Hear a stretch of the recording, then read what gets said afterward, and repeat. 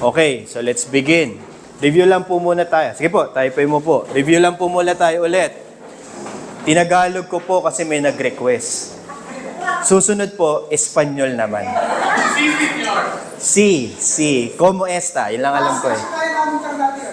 Tiyan mo? Kaya. Sige, next time. Mabuting paggawa. So, meron pong tatlo. May pang-apat yan. Yung kung sino yung makakasagot ng pang-apat, may goto ni Pastor Romy. Okay. Ano po yung una? Ano po yung una na kailangan para maging mabuti yung ating paggawa? One is, dapat ito ay mula sa tamang pananampalataya. Nagmumula, ibig sabihin, pinanggagalingan nito, it springs forth. Basically, yun po yung sinasabi ni Jesus na hindi pwedeng magkaroon ng mabuting bunga kung hindi mabuti ang puno. So, ang mabuting puno, nagbubunga ng mabuting bunga. So, kailangan mula siya sa tapos tunay. Meron kasing false faith, and then diniscusan natin yan. Hindi galing sa knowledge, hindi galing sa assent, hindi galing sa trust. So, dapat tunay yung pananampalataya para masabi natin na mabuti siyang paggawa. So, yun yung una. Pangalawa, kung tunay na mananampalataya, hindi pwedeng gawin lang niya kung ano yung gusto niya. Okay, meron tayong problema sa obedience kasi hindi natin alam kung paano natin susundin at ano yung susundin. Ngayon, dahil nagkaroon na tayo ng faith, meron na tayong kaya ng sundin siya. Ngayon, ano yung dapat nating sundin? So, anong pangalawa? Pakibasa po, moral sa Tagalog, na utos ng Diyos. Pwede ring moral yan kasi English yan eh. So, hindi ko lang alam kung anong Tagalog ng moral. Wala akong alam. Moral. Kasi moral din nga nilagay ko.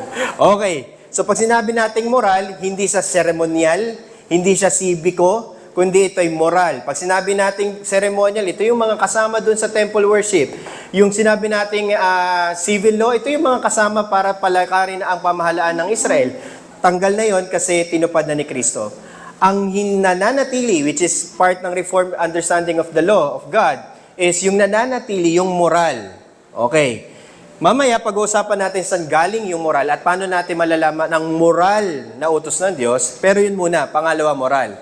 Pangatlo, ano po yung hinihingi para maging mabuti ang paggawa? Tayo pong lahat, para sa kaluwalhatian ng Diyos. At para maisip natin, anong ibig sabihin na para ito'y sa kaluwalhatian ng Diyos, ito ang ibig sabihin, kapag ito'y lumaluwalhati sa Diyos, ginagawa natin siya para sa Diyos. Ibig sabihin, hindi ito yung mga kathang isip ng tao. These are not commandments of men. Hindi ito yung mga bagay na sa tingin natin yung tama. Kasi yung tingin natin na tama, dahil fallen tayo or fallen nature tayo, hindi natin ito kayang malaman para sa ating mga sarili. So, kapag ito'y pang tao, hindi ito pang Diyos, then hindi ito nagbibigay ng kaluwalhatian sa Kanya. So, may pang-apat ito. Mula sa puso.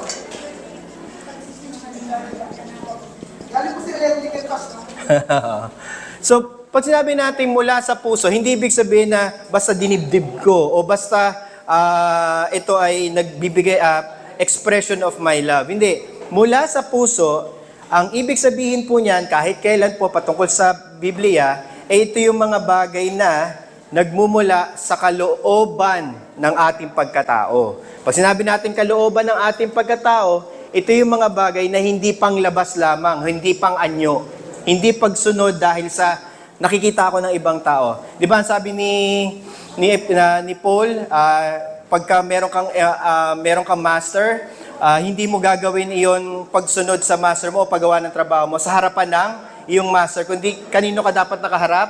Nakaharap ka sa Diyos. So lalabas, yung ating pagsunod ay hindi nakakondisyon sa kung nakatingin ng tao. Kundi ito'y nakakondisyon sa alam natin na ginagawa natin ito sa harapan ng Diyos. So yun ang ibig sabihin. Pag sinabi natin mula sa puso, ito ay hindi lamang pang-anyo, panglabas na pang-anyo. Naintindihan niyo yung labas sa pagsunod. Yung nag-aano ka lang, para masabing hindi matigas ang ulo mo, pero sa tutusin, nagmumuryot naman talaga yung puso mo. Ang tunay naman talaga, matigas ang ulo. Ang Pilipino po, natural. Hindi po ba kayo nagtataka bakit ang bansa natin ganito magulo, walang disiplina? Hindi po misteryo yun. Ang mga Pilipino po, matitigas ang ulo. Kaya lang kasi, lagi lang nating tinatago na mababait tayo. Pero actually, hindi tayo mababait. Nasa loob ang kulo, nasa loob ang topak, nasa loob lang. Hindi kasi naipapakita. Okay. Pero ang sabi, para maging mabuting paggawa, hindi pwedeng panglabasan nyo lang. Malinaw po? Okay. So, kung ito ang mabuting paggawa, na-discuss na natin na tunay na pananampalataya, dapat ito'y sa harapan ng Diyos mula sa puso, it still leaves us a kind of parang malaking question, malaking tanong para sa atin. So, ano ang tama? Ano ang magsasabi at sino ang magsasabi kung ano yung dapat sundin? Nasabi mo, Pastor, hindi ko pwedeng sundin kung ano yung nasa akin at ano yung sa tingin kong tama. Tama ba yun? Oo, yun ang sinasabi ng salita ng Diyos. Kasi pagka binase natin sa ating nararamdaman, sa ating nalalaman, sigurado magkakamali tayo. So, kailangan natin ng, sa Tagalog, sa Ingles, objective standard for knowing what is right and what is good and what is true. And for us to know that, we have to go to the Word of God, which is, pinili na sa atin ng Diyos kung ano yung kalooban niya at ano yung nasa kaibuturan ng kanyang banal na kalooban. At ito yung 10 utos. Ngayon, alam ko na yung 10 utos para sa atin, isang bagay na, okay, parang listahan ng mga dapat kong gawin. Dapat na gawin ko para sabihin nila na mabait ako. However, ang 10 utos po, tanong, nung nilapitan si Jesus ng yung mga wise, mga lawyers of his time, tinanong siya, what is the greatest commandment? Anong sinagot ni Jesus? So lalabas, alam ni Jesus Alam ni Jesus na there are only 613 Mosaic law. 613. Kabisado niya So, Jesus could have cited the 613 law. However, ang tanong kasi, hindi yung kung ilan yung kautosan. Ang tanong ano yung greatest of them all. Ano sa Tagalog greatest? Pinakadakila. Pinakahigit. Ano ang pinakahigit sa kautosan? Kumbaga, ang ibig sabihin, pag sinamarize mo ba yung kautosan, pagka nagkaroon ka ng may ikling salita para sabihin mo, sa lahat ng yan, ito ang pinakamahalaga, dalawa lang ang sagot. Okay? Love your God with all your mind and soul and strength. Pag sinabi mo si Lucas. Pero merong isang katulad nito. At ano yun? Mahalin mo ang kapwa mo kung paano mo iniibig ang sarili mo. Marami ang nag-iisip, 3 yung kautosan na yun. Actually, hindi 3 yon. Isa lang yon. Unang-una, ang utos lang talaga na, kumbaga, pinakahigit sa lahat ay yung mahalin natin ang Diyos. Ng buo nating pagkatao. Pag sinabi natin heart, mind, soul, and strength, parang sinabi mo, mahalin mo yung Diyos ng buo mo pagkatao.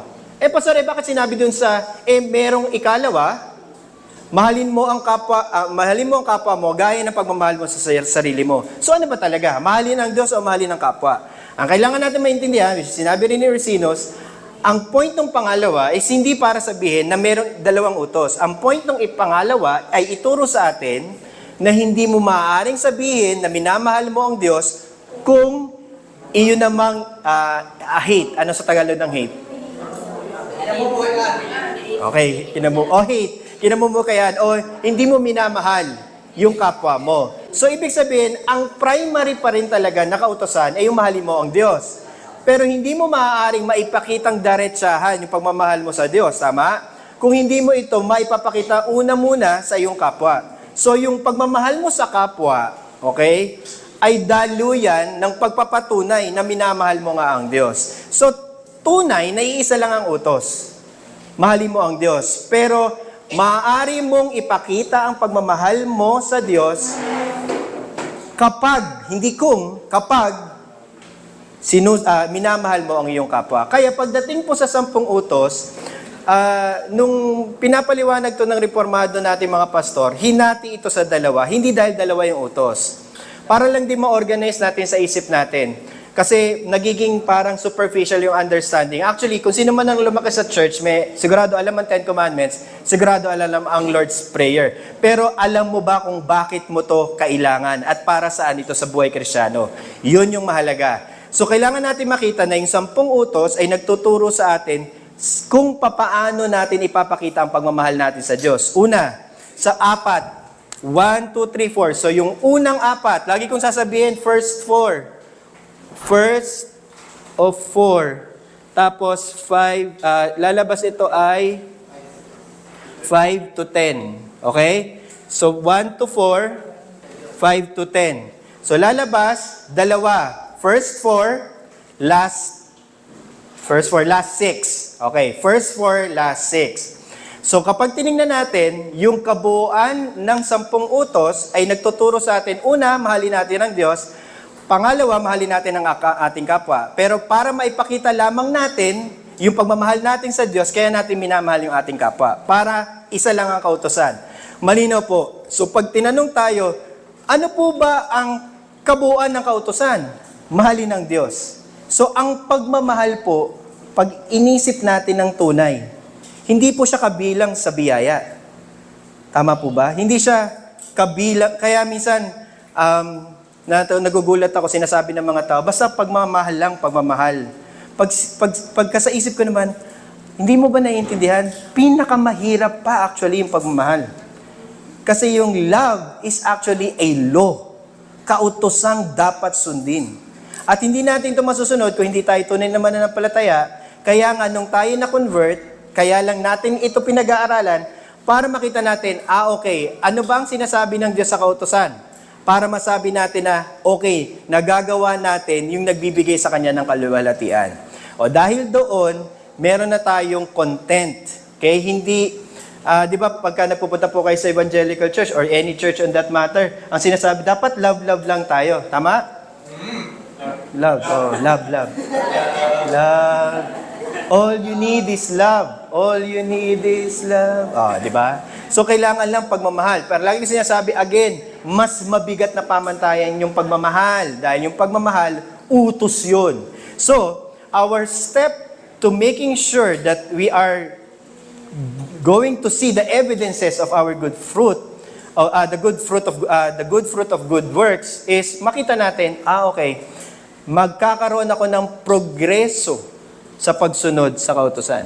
Okay, doon muna tayo sa unang 4. Merong 4 na nakatutok o nakaturo sa pagmamahal sa Diyos. Ang una, so kabisado niyo po ba sa Tagalog o sa Ingles? Ano po ang unang kautusan? Hindi po, yung thou shall not have any other God. So English kayo. So thou shall not have any other God. So yung unang utos ay nagsasabi sa atin kung sino ang dapat nating sinasamba. So lagi ko pong sinasabi, it's an issue of idolatry. Alam niyo po yung idolatry o Diyos-Diyosan. Hindi tayo maaaring magsabi na mahal natin ang Diyos pero hindi natin siya kilala. So minsan nagtataka po tayo pag sinasabi, bakit kailangan tinuturuan pa yung mga mananampalataya ng theology o ng teolohiya para ba lalabas hindi nila kilala ang Diyos? Ang sagot ko po, opo.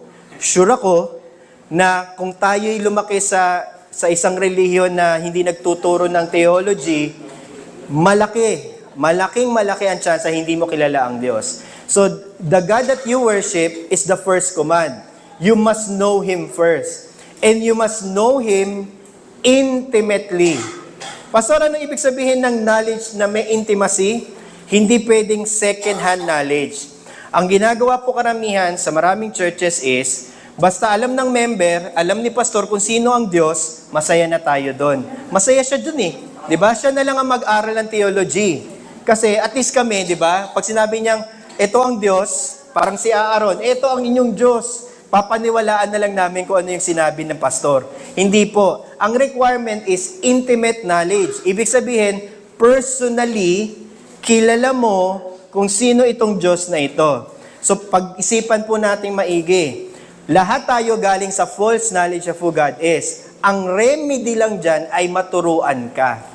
So, yung unang mabuting paggawa, yung unang love na ibinibigay natin sa Diyos, na nagbibigay sa Kanya ng kapurihan, ay matutunan natin kung sino siya. Malinaw po ba yun? So wag po kayong titigil. Okay? Wag po kayong titigil. Makakalimutan nyo na lahat.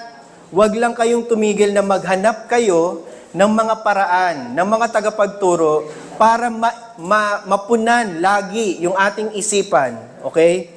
Ng lahat ng patungkol sa Diyos. Ang sabi ni R.C. Sproul, renewing your mind. Romans 12, 1-2, tama? 1-2. By the renewing of your mind. And if without the renewing of the mind, there's really no way to obey the first one. Okay, so yun ang positive. Ano ang negative? Yung idolatry. So ibig sabihin, kapag meron tayong mga false notions of God, dapat natin yung tanggalin. Yung mga right notions of God, dapat nating tanggapin. So yun yung sinasabi na putting off idolatry and putting on the right knowledge of God. Malinaw po? Putting off idolatry and putting on the right knowledge of God. So, saan natin yun magkakaroon ng pagkakataong mangyari kapag tinuturuan tayo ng teolohiya, tinuturuan tayo ng salita ng Diyos. Malinaw po. Pangalawa, ano po yung second command? Thou shalt not have any graven image. Kung lumaki po tayo sa Pilipinas, para sa atin, ang second command ay huwag ka lang sumamba kay Maria. Sa bahay po namin, meron po kaming, kasi rented yung bahay, doon po sa patio namin, may puting rebulto. Oh, si ano pala? Si Maria pala yun. Kasi Katoliko po yung may-ari ng bahay pala. So, tinakpan na lang namin para manahimik siya doon. Okay, so, para sa karamihan na lumaki lalo na nung time na lumalaki ako, para sa marami, ang second command is all about, hindi tayo dapat sumasamba sa santo, wala tayo dapat mga santo sa bahay, etc., etc. But it is more than that. Okay? The second command is not just about, kasi yun yung ipuput off mo, false notion of who God is, but rather, okay, it is understanding that there is a right way to worship God. Ulitin ko po, yung debate sa unang utos ay yung kung tama ba yung Diyos mo o hindi. Ito ba'y tunay na Diyos o hindi tunay na Diyos? Yun yung unang utos. Yung ikalawang utos ay debate sa tunay na Diyos. Tunay na yung Diyos. Hindi ka pwedeng pumunta sa pangalawa nang hindi mo napuntahan yung una. Tunay na Diyos ang pinag-uusapan. So tama ba yung Diyos na sinasamba? Majority ng evangelical churches, kilala nila yung Diyos nila. It is the triune God, the Father, Son, and the Holy Spirit. However, ang tanong sa second is, tama ba yung paraan ng kanilang pagsamba? So the second command is the right way of worship. So, ipuput off natin yung mga false notion of worshiping the right God and ipuput on natin yung right notion or understanding of worshiping the true God. And I think na-discuss ko na ito. Ano po yung tawag natin sa Reformed worship? Regulative principle of worship, wherein the circumstance, the liturgy, and specifically the elements must be regulated by the Word of God. Malinaw po yon. Kaya yung worship natin ganito. Kaya minsan pag nire-raise sa akin yung, boring naman yung worship nyo. Actually, lagi ko sinasabi, hindi po. That's the right way to worship God. And kung na-bobore ka, hindi po kasalanan ng Diyos yun. Tama po ba? Tama ba? Kasi lalabas, it only exposes na hindi mo pinuput off. So paano yun, Pastor? Never ko talagang naging type yung worship dito. Okay, it takes some time. I truly understand. Pastorally speaking, hindi ka pwedeng magsabi na coming out from a Pentecostal style of worship, biglang jump ka doon sa worship natin and ma-appreciate mo yun. No, it will take some time to transition. Pero what I guarantee you is this. Whatever regulative principle that we are practicing, or whatever regulative principle we are applying to worship, we can always put all our mind into it, heart into it, because we know that it is from the right way of worship from God's Word. And it gives us some motivation of sabihin natin, okay, even though na ganito yung nararamdaman ko, it will change. It will change. Because as God transforms me in the image of Christ, ma-appreciate ko na to. Sa Reformed worship, ano yung pinaka nag-struggle kayo? Hindi yung pag-i-English. Ano yung yung talaga nag-struggle kayo? Nahirapan kayo? Hindi ako nag-adjust sa hymnary kasi nag-hymnary ako sa Unida. Doon sa dati kong ano. Yung preaching style, ano? Tama, no? Honestly speaking, anong pinaka naging struggle nyo na naging malaking change? Yung style ng worship, hindi yung tanggap nyo yung kung ano yung nasa worship, kung ano yung mga nakalagay. Pero ang nahirapan kayo is mag-adjust kung paano nagpipreach yung preacher, ano? Sige na, pwede nyo naman sabihin. Ayan sila, witness. Okay, kaya nga, dapat natin makita na yung ginagawa na yon na paraan ng pagpapahayag ng salita ng Diyos, yun din ang right way. Okay, yun ang Reformed Regulative Principle. And if we then becomes more and more, exposed to it, trust me, not because of what I know and what I say, but trust me, God says in His Word, foolish people will hear the gospel preached, and they will say, wala naman. Pero those who are being saved, it is the power of God. Malinaw po? 1 Corinthians, tama? Okay. So, kung ang unang utos ay patungkol sa sino ang Diyos, yung ikalawang utos ay tungkol sa paano ang tamang pagsamba, ano naman yung pangatlo? What is the third command? In English, you cannot mention or you cannot nandiyan po sa ano? Diyan tayo, Heidelberg Catechism, page 47, 46. What is the third command? Lahat po tayo. You shall not, tayo pong lahat. Sige po. Okay, 1, 2, 3. You shall not, ulit, 1, 2, page 746. Commandment 3. What's the commandment 3? Tayo pong lahat. You shall not take the name of the Lord your God in vain, for the Lord will not hold him guiltless who takes His name in vain. Nung lumalaki po ako, ang akala ko po sa third command, hindi ka lang pwedeng magmura. Well, hindi ka dapat talaga nagmumura. Sa bahay po namin, dahil po ako'y pinalaki sa Christian household, bawal po talaga ang magmura. Magbigay po kayo ng mura. May nagbigay nga no? Bawal talaga. As in. Kumbaga cardinal sin sa bahay yon, hindi pwede. Ang problem is sa TV, sa internet, grabe pala ang profanity. Ang tawag doon is profanity. Sobrang dami. Lahat na lang ng uri. So, lagi ko sinasabi sa mga anak ko, I can understand if you can hear it from other people, but never should I hear it from you. Never. However, even though how good it is, 'di ba? Parang napakagandang values, 'di ba? Hindi 'yun yung third command. Sorry. Mababaw 'yun na pangunawa sa third command.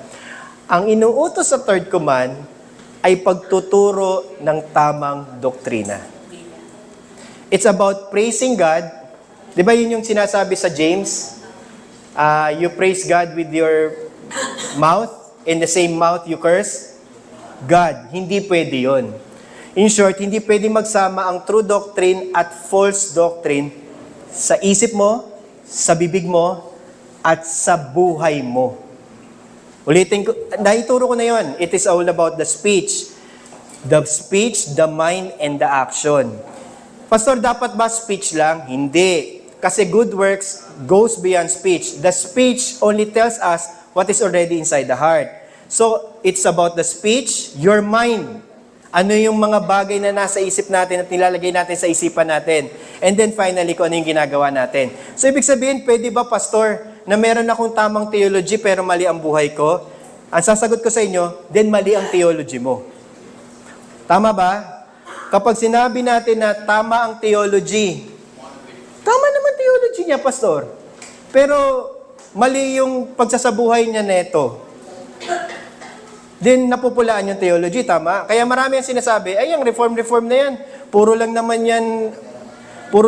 yan, masasama ang sinasabi sa amin, tama? Hindi naman yan mabait na theology. No. Ulitin natin. Ang mabait na theology ay nagsasabi ng totoo. Ang nagsasabi ng tapat, nagsasama ng... Naniniwala ba kayo doon? Tama, di ba? Ang nagsasabi ng tapat, ang nagsasabi ng tapat, nagsasama ng maluwat. So lalabas, hindi maaari na nagsasama ang dalawang mag-asawa, pamilya, na kanya-kanya kayo, di ba? Kanya-kanya. Hindi pwede yun. Kasi that tolerates false doctrine. False living and false doctrine. So, ang pangatlong command is about not just so that huwag kang magmura. That's the negative connotation or yun yung parang pinaka-popular ones. Ang tinitake off doon is, kailangan natin makita, hindi tayo dapat tolerant sa false doctrine. And then, putting on tayo to true doctrine. That's the third command. So, you should know who God is. Tama? You should be able to worship Him according to the Word of God. But at the same time, you should teach, preach, live out right doctrine. Okay? Kaya, hindi pa nga patungkol sa paano yung Lord's Day. Yung Lord's Day po, pang-apat pa yon. Pero pag tiningnan mo, lagi kasi doon nakafocus na parang sinasabi, pwede akong demonyo sa bahay mula Monday hanggang Sabado, basta banal ako pagdating ng Linggo. And ang binaviolate yun, hindi fourth command. Ang binaviolate nun, ito. Yung third command. Kaya sinasabi ko lahat ng ito, kasi hindi mo magagawa yung mabuting paggawa kung hindi mo alam kung ano yung nire-require sa atin. At yun ang nire-require sa atin. Hindi tayo pwedeng magkaroon ng manggagawa, ng tagapanguna, ng miyembro, na merong dalawang uri ng pagkatao. Tama? Kung sino siya sa bahay at kung sino siya dito, magkaiba. At hindi yun pwede, ang binaviolate nun, third command. Okay? Malinaw po yun? Okay. So, in-address natin kung sino ang Diyos, paano siya sasambahin, at ano ang tamang doktrina. Pang-apat, para masabi nga natin na mahal natin ang Diyos, yung pang-apat ay dapat nating i-practice, which is, we have to, ano yung pang-apat? Remember the Sabbath day and keep it holy. Ang sabi nung karamihan, naaalala ko naman, Pastor, na Linggo.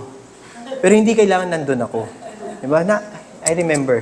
Pastor, hindi po ako makakadalo. Natandaan ko Nagpaalam ko sa iyo. So, hindi ganon. Ang term is to keep it holy, sanctified. Meaning you have to keep it separate. Ibig sabihin, among all the days of your work week, the first day of the week is where you put the priority. Nagtrabaho ako sa corporate ng mahabang panahon. Ang pinaka-dreaded sa amin na araw, yung ayaw ko na araw, Monday. Bakit? Una papasok. Pero ang Monday namin, report day. Big sabihin, kailangan mong sabihin kung ano yung lahat ng gagawin mo sa kabuuan ng buong linggo. At para sa akin, nung hindi pa ako mananampalataya, hindi ko to alam, ang iniisip ko lagi, ang unang araw sa akin, mabigat. Ang unang araw sa akin, yung mga lahat na kailangan kong, kumbaga bugbugan, di ba? Survive. Hindi po. Kasi, sa kalendaryo, hindi po Monday ang unang araw ng linggo. Ano ang unang araw ng linggo? Oo nga. Ano ang unang araw ng linggo? Linggo. Oo nga. So, the first day of the week is, pangit kasi yung sa Tagalog. The first day of the week is the Lord's Day.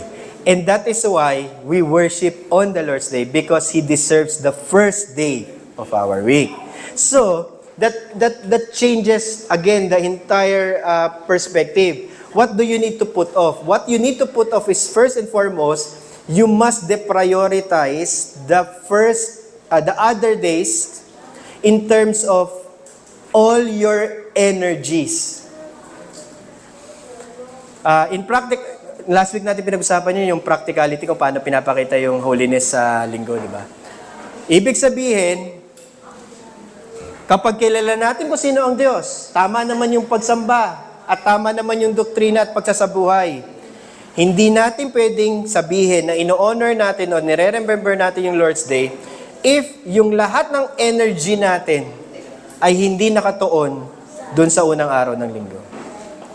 Kumbaga, lahat na ng energy mo naka-reserve doon. And the rest will follow through.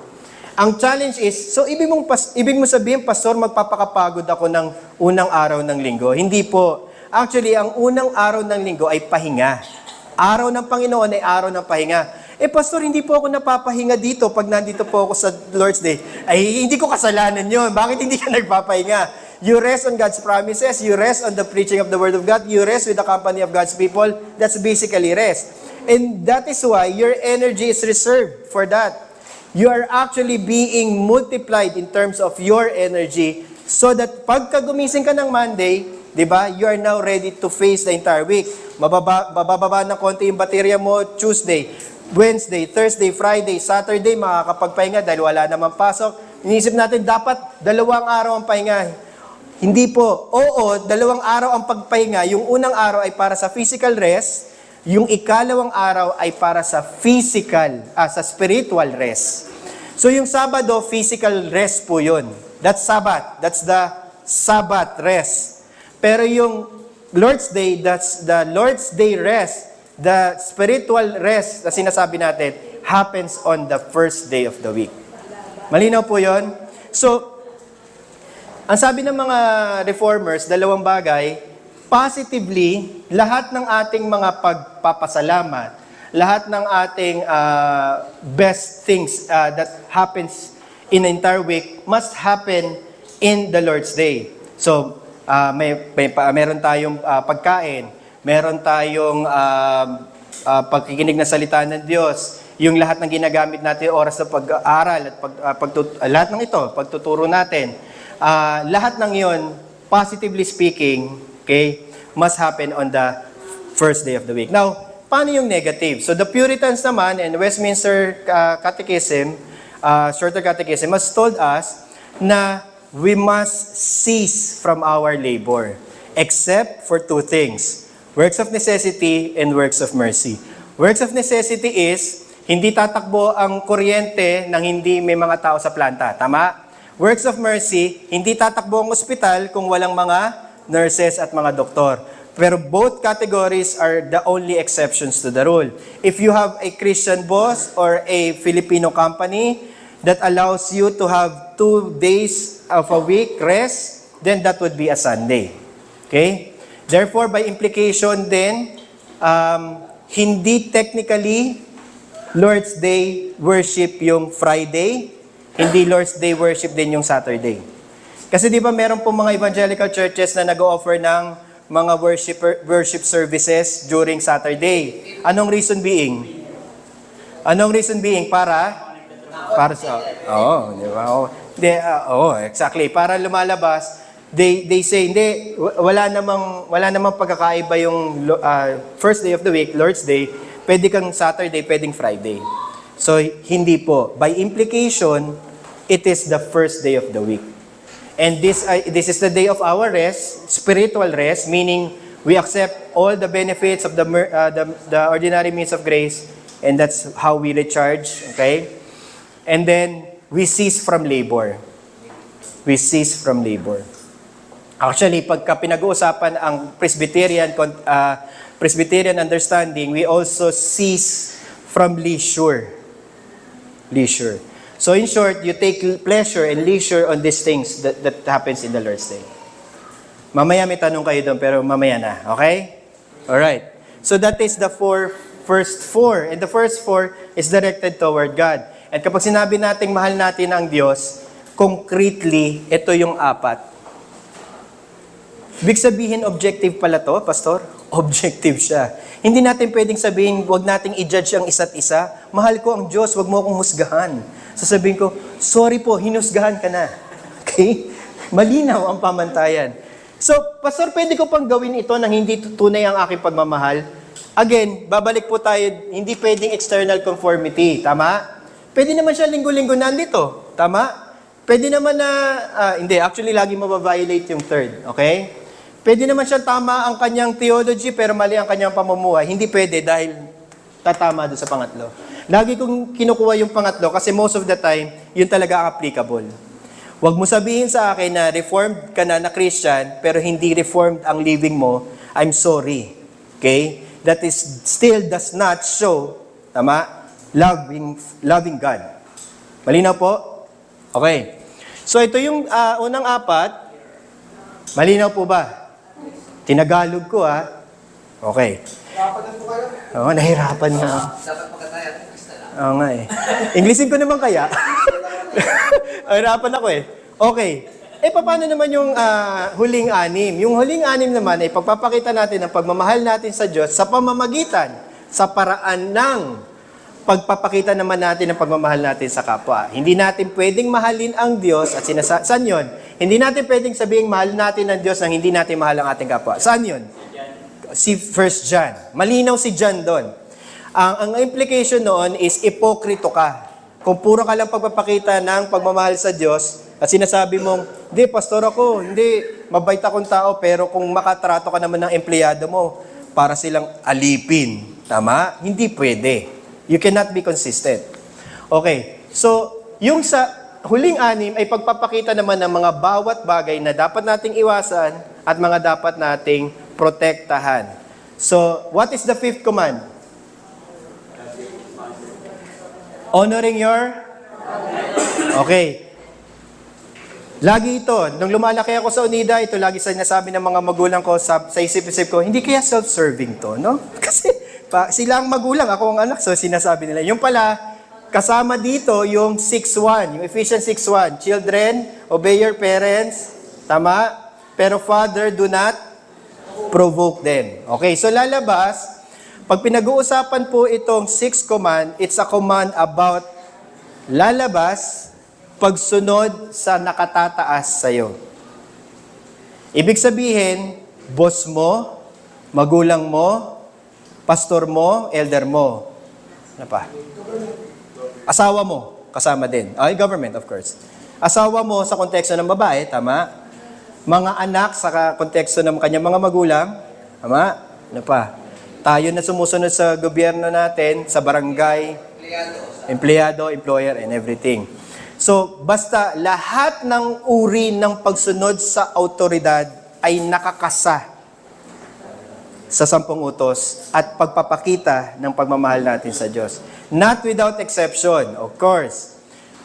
Mainly, we have to protect so parang, okay, sumunod tayo, okay, wag tayong pasaway, wag tayong rebelde. However, we have to protect the government when the government is trying to be more than itself. In English ko na, I'm sorry, walang Tagalog pala. Hindi natin pwedeng pabayaan ng gobyerno o hindi natin pwedeng huwag tayong gumawa ng paraan kapag nakikita natin na yung gobyerno ay hindi ginagawa yung kanilang trabaho. Hindi ako nag-i-incite to sedition. Hindi ko sinasabing pumunta tayo ng Luneta ngayon, which is, di ba? Pero, part ng duty nating mga mananampalataya na kapag tyrant corrupt yung government, we have an obligation. We have an obligation to voice our concerns. So, tama ba yung ginawa ng mga iglesia ni Cristo na nagpunta sila sa Luneta? Does it qualify as good work? So lalabas pwedeng nasa moral na utos, tama?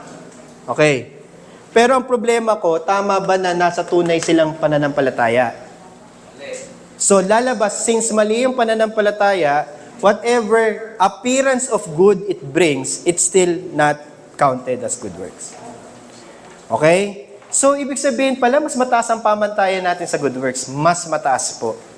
Kasi sabi nga ni Kristo, hindi ko para, 'di ba, yung kautosan, kundi ito'y para aking sundin o dalhin sa kanyang sukdulan. So yun po yun. So hindi rin. So, pagsunod sa kautusan. Pagkatapos nito, pwede na tayo magtanong at tapos punta tayo sa Lord's Prayer.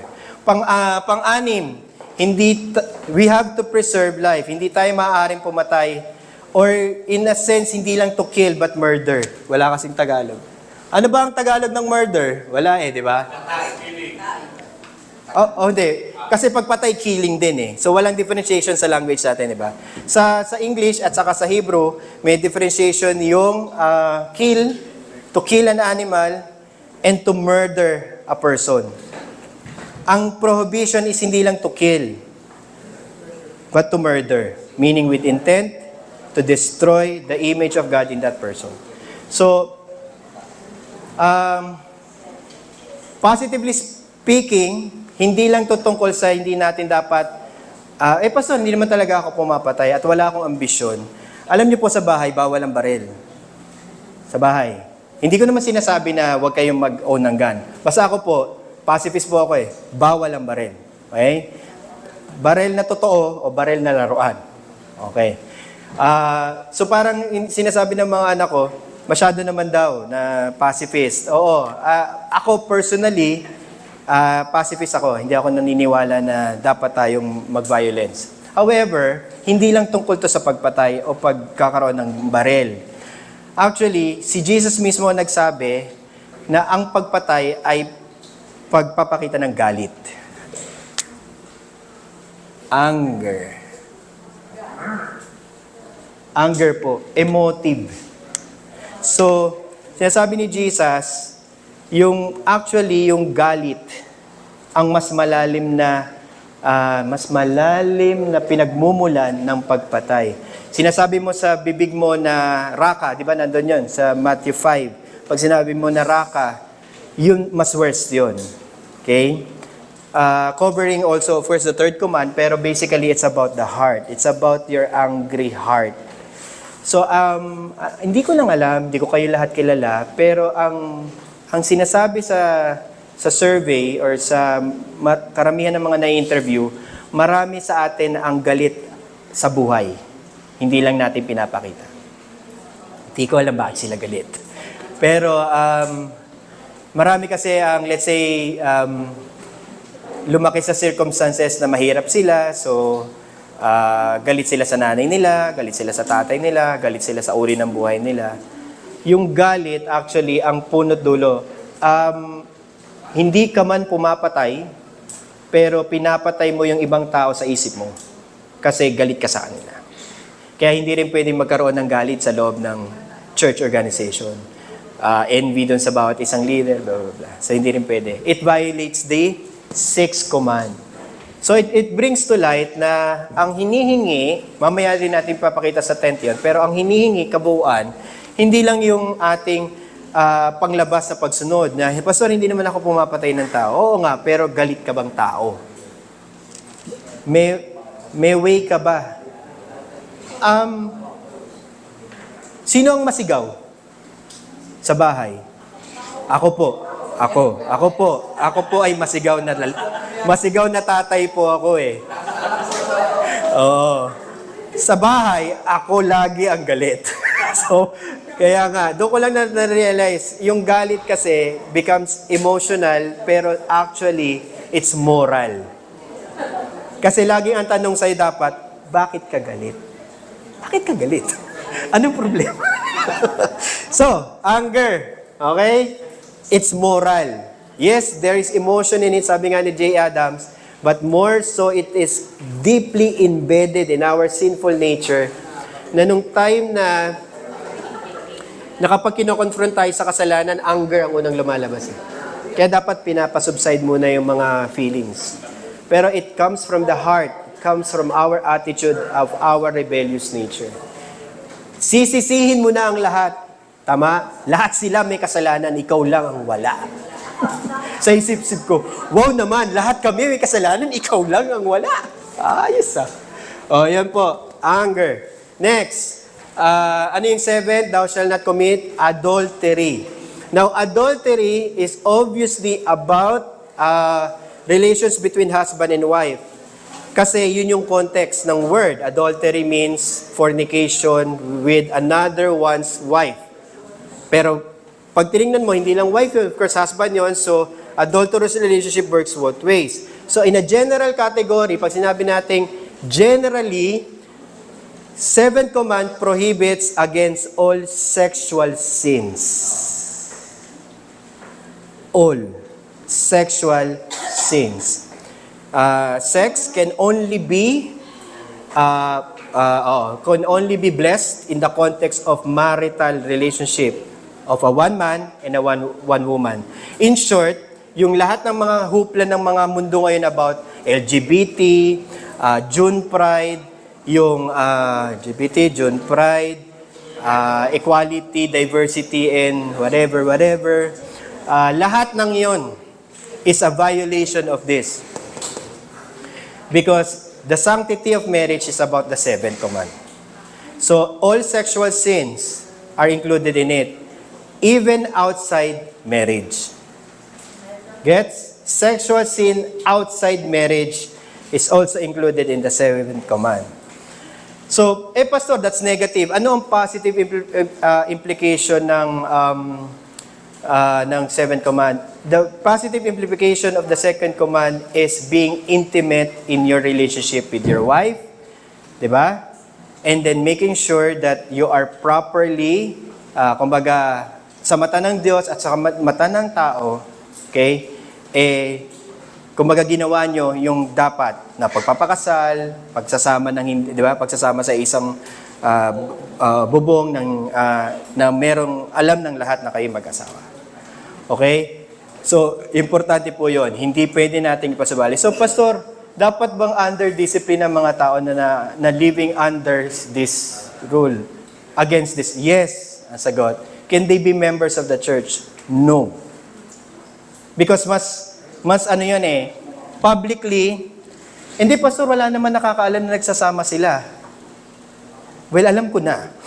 So, anong gagawin natin? Hindi sila, disisiplinahin sila at hindi pwedeng maging membro. Hindi pwede. Unless maayos nila yung kanilang sitwasyon, hindi pwede.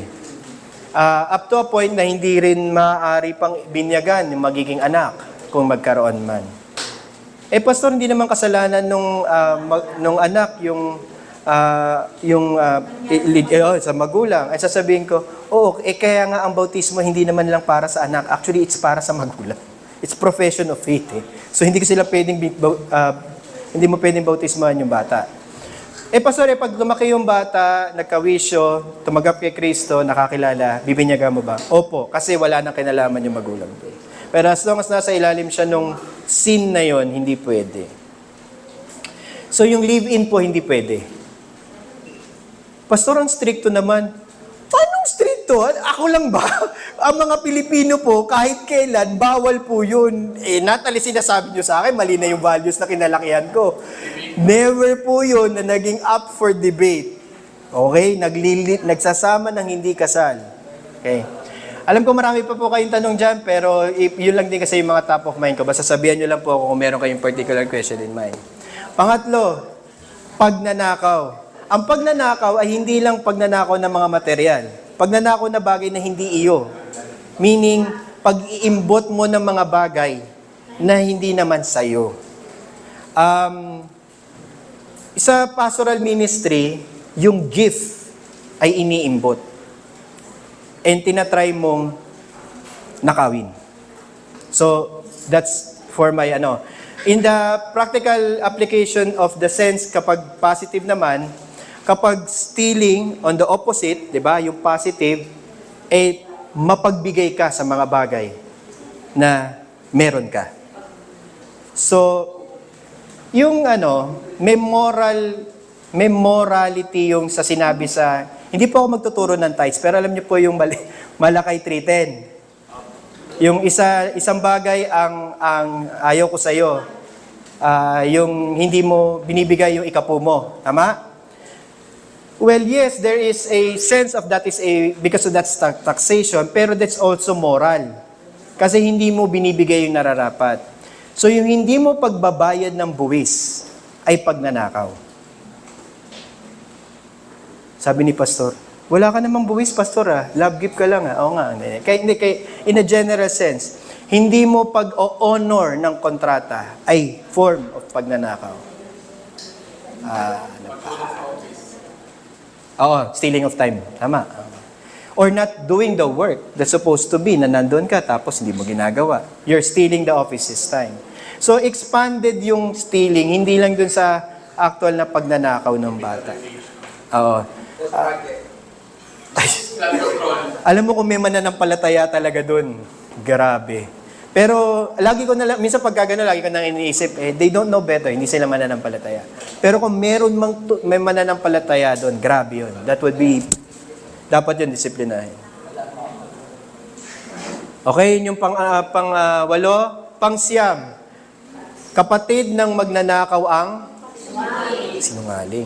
False witness. Ang pagsisinungaling ay isang bagay na madalas nating ginagawa kasi meron tayong false doctrine. Hindi integrated yung ating buhay doon sa ating pinaprofess. Ang pinakamalaking kasalanan ng pagsisinungaling yung hipokrito ka. Nagpapakabanal ka sa harapan ng mga tao pero meron kang ibang pagkatao sa harap ng iba. Hypocrisy is breaking the ninth command. So, ano naman ang positive niyan? Positively speaking, pag sinabi mo na false witness, positively taken, lagi mong ina-uphold yung good moral, ina-uphold yung integrity ng mga tao. Na kapag nilapitan ka, alam mo to si kapatid na ex na to, alam mo, ang dami talagang nito ang dami pagkakamali sa buhay na ito. Ay, oo nga, ang dami-dami talaga. Alam mo, ako nung minsan, hindi ako, talaga naman, nagkachismisa na. So, ang chismis is also a violation of the ninth command. Itigil natin yan. Pero mukha naman kayo hindi mga chismosa. Hindi. Ako, tingin ko. Pero nung nandun kasi ako sa dati kong church, ako napakadami. Ang rule ko bilang leader ng church, kailangan ako ang una sa chismis. Hindi kasi, pag hindi ko alam, di ba? Saka hindi ko alam, hindi ko malalaman kung ba't may kumakalat. Pero definitely, una dapat yung mga, kasi yung una, dapat para matapos na siya. Anyway, that's chismis, that's the ninth command. Okay. Pagdating dito sa Maritesan, sa last 6 commands, yung 5 to 9, okay, are externally applied. Meaning, mga bagay na pinapakita natin sa panglabas. Although sasabihin natin, meron siyang internal quality, still, merong pagpapakita. Nai-express siya outwardly. However, may isang kautusan na pinaka-weird sa lahat, na kahit nasabihin natin na hindi naman ako, pastor, gumagawa nung unang 5 na yan. Pero sure ako sa pang-6, ginawa mo to. Pag-iimbot. Akala natin, ang inggit, pag-iimbot, ay yung meron kang kinukuha lang. Hindi, it's lust.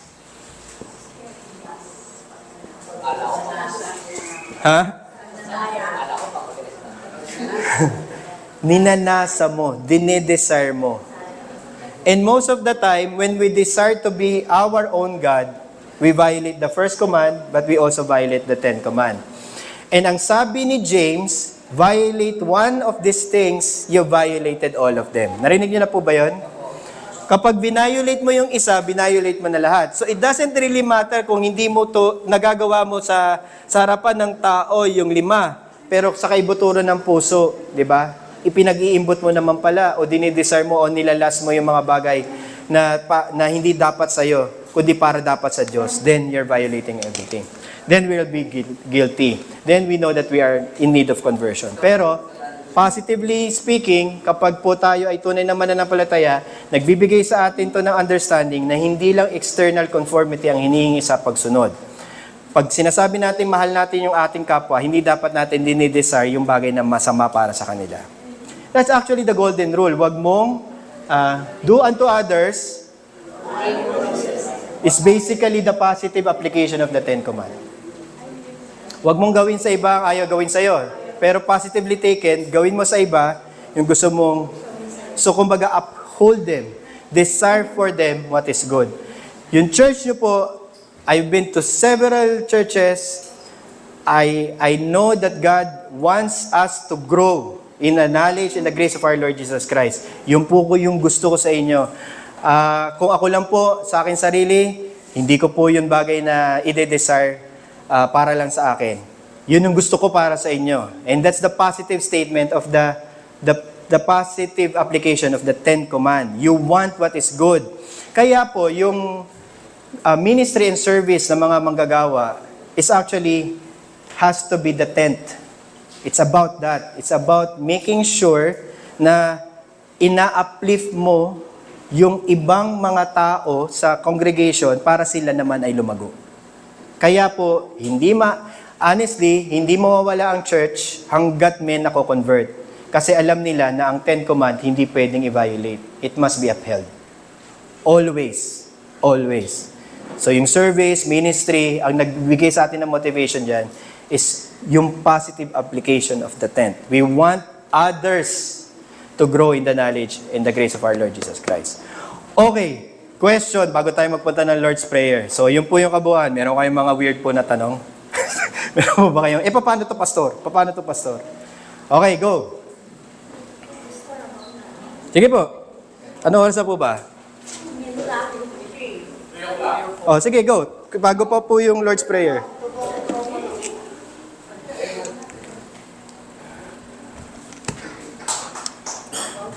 Hello. As regarding sa number 4, yung issues, ano po yung mga categories? Kasama po ba din yung paglalaro ng games? And at the same time, yung sa school works, kapag may, for example, thesis, kailangan gumawa ng...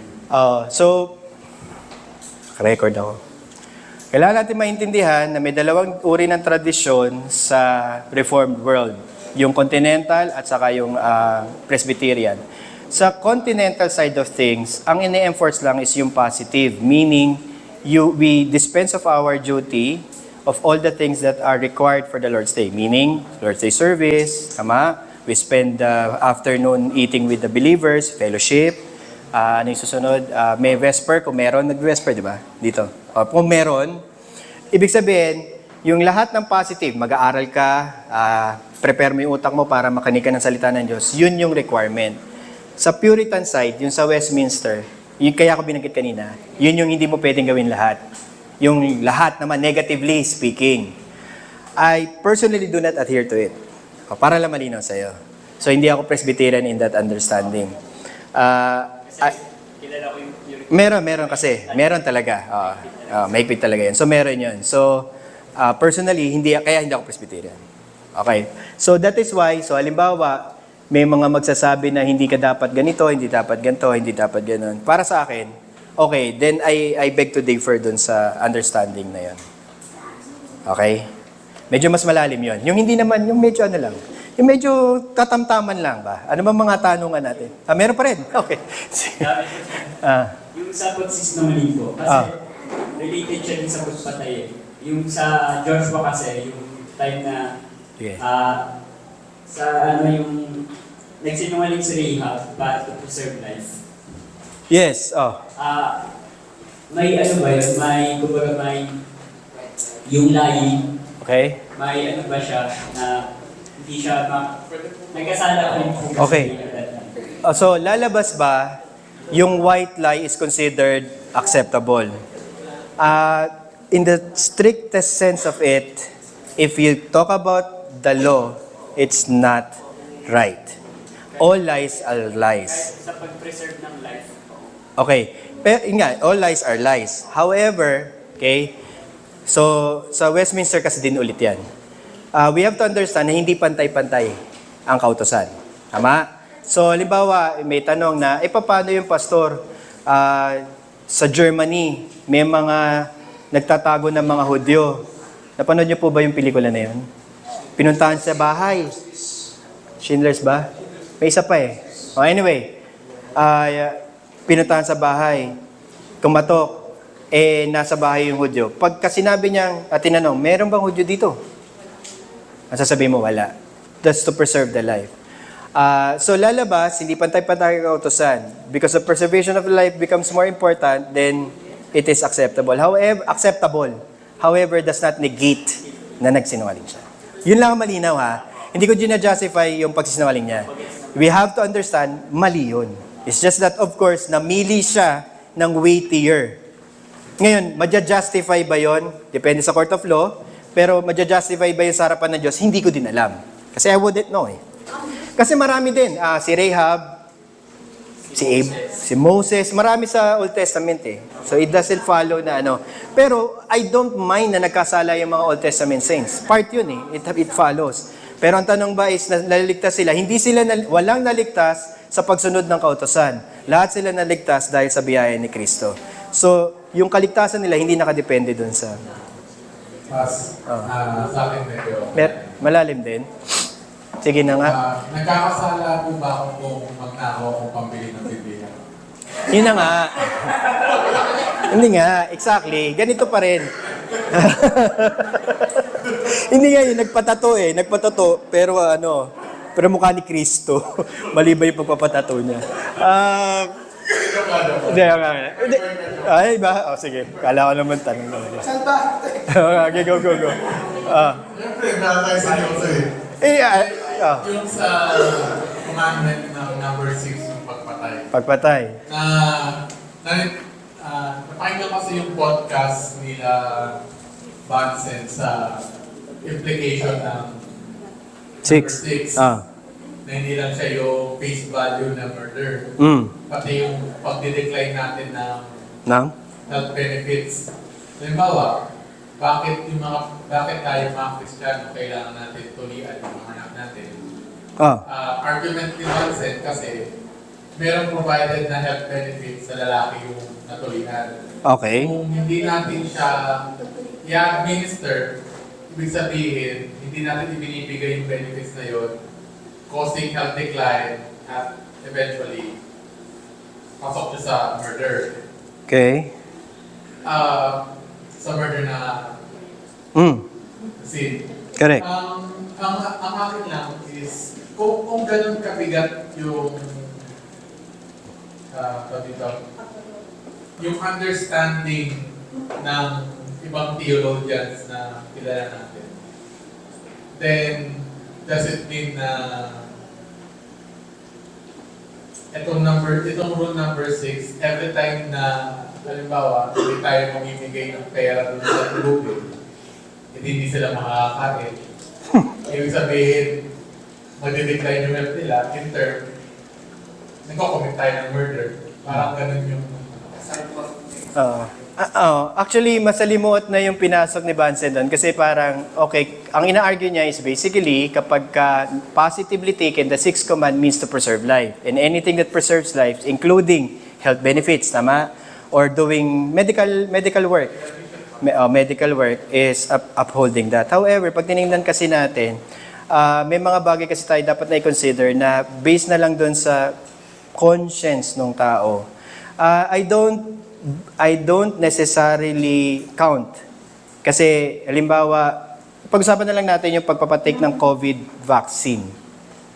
Nagpa-COVID vaccine po ba kayo? Kung following yung argument na yun, dapat lahat. Tama? Pero I beg to differ. Hindi ibig sabihin na yung particular decision natin na yun must be applied to everyone. I'll apply the Christian liberty. Kung sino lang ang may gusto. Kung sino lang ang may gusto. Actually, hindi pwedeng i-require na lahat magpa-COVID vaccine. It's just that, kung merong hindi magpapa-vaccine, di tanggap pa rin silang mananampalataya. Pwede ba silang pumunta ng church? Pwede silang pumunta ng church. Though they cannot be discriminated against. So, yun yung kumbaga ilalagay ko siya sa question of wisdom, not a question of absolute application. May last question. Pwede bang mag-commit ng, halimbawa, sa wife mo, so within the context of marriage, diba? Curious lang ako, pwede pa bang mag-commit ng lustful thoughts yung husband niya sa wife? Halimbawa, yung wife niya, sabihin natin, nagla-lustful thoughts siya sa wife niya, considered ba yun as a sin o wala nang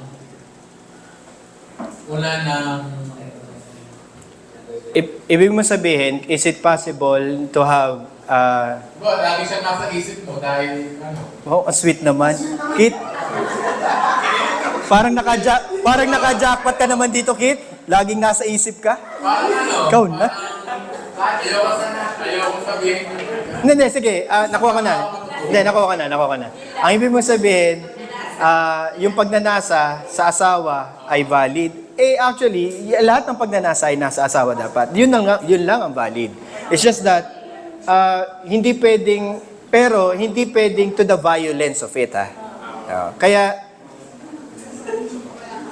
it's still falling under consensual. For example, halimbawa, yung sexualization po ng babae. Meron siyang idea na pornography. Doon sa asawa, yun. So, baka yun yung mali na inisip mo, Yung pornography, may mga idea ng pornography. tapos inilalagay mo sa asawa mo. Yun.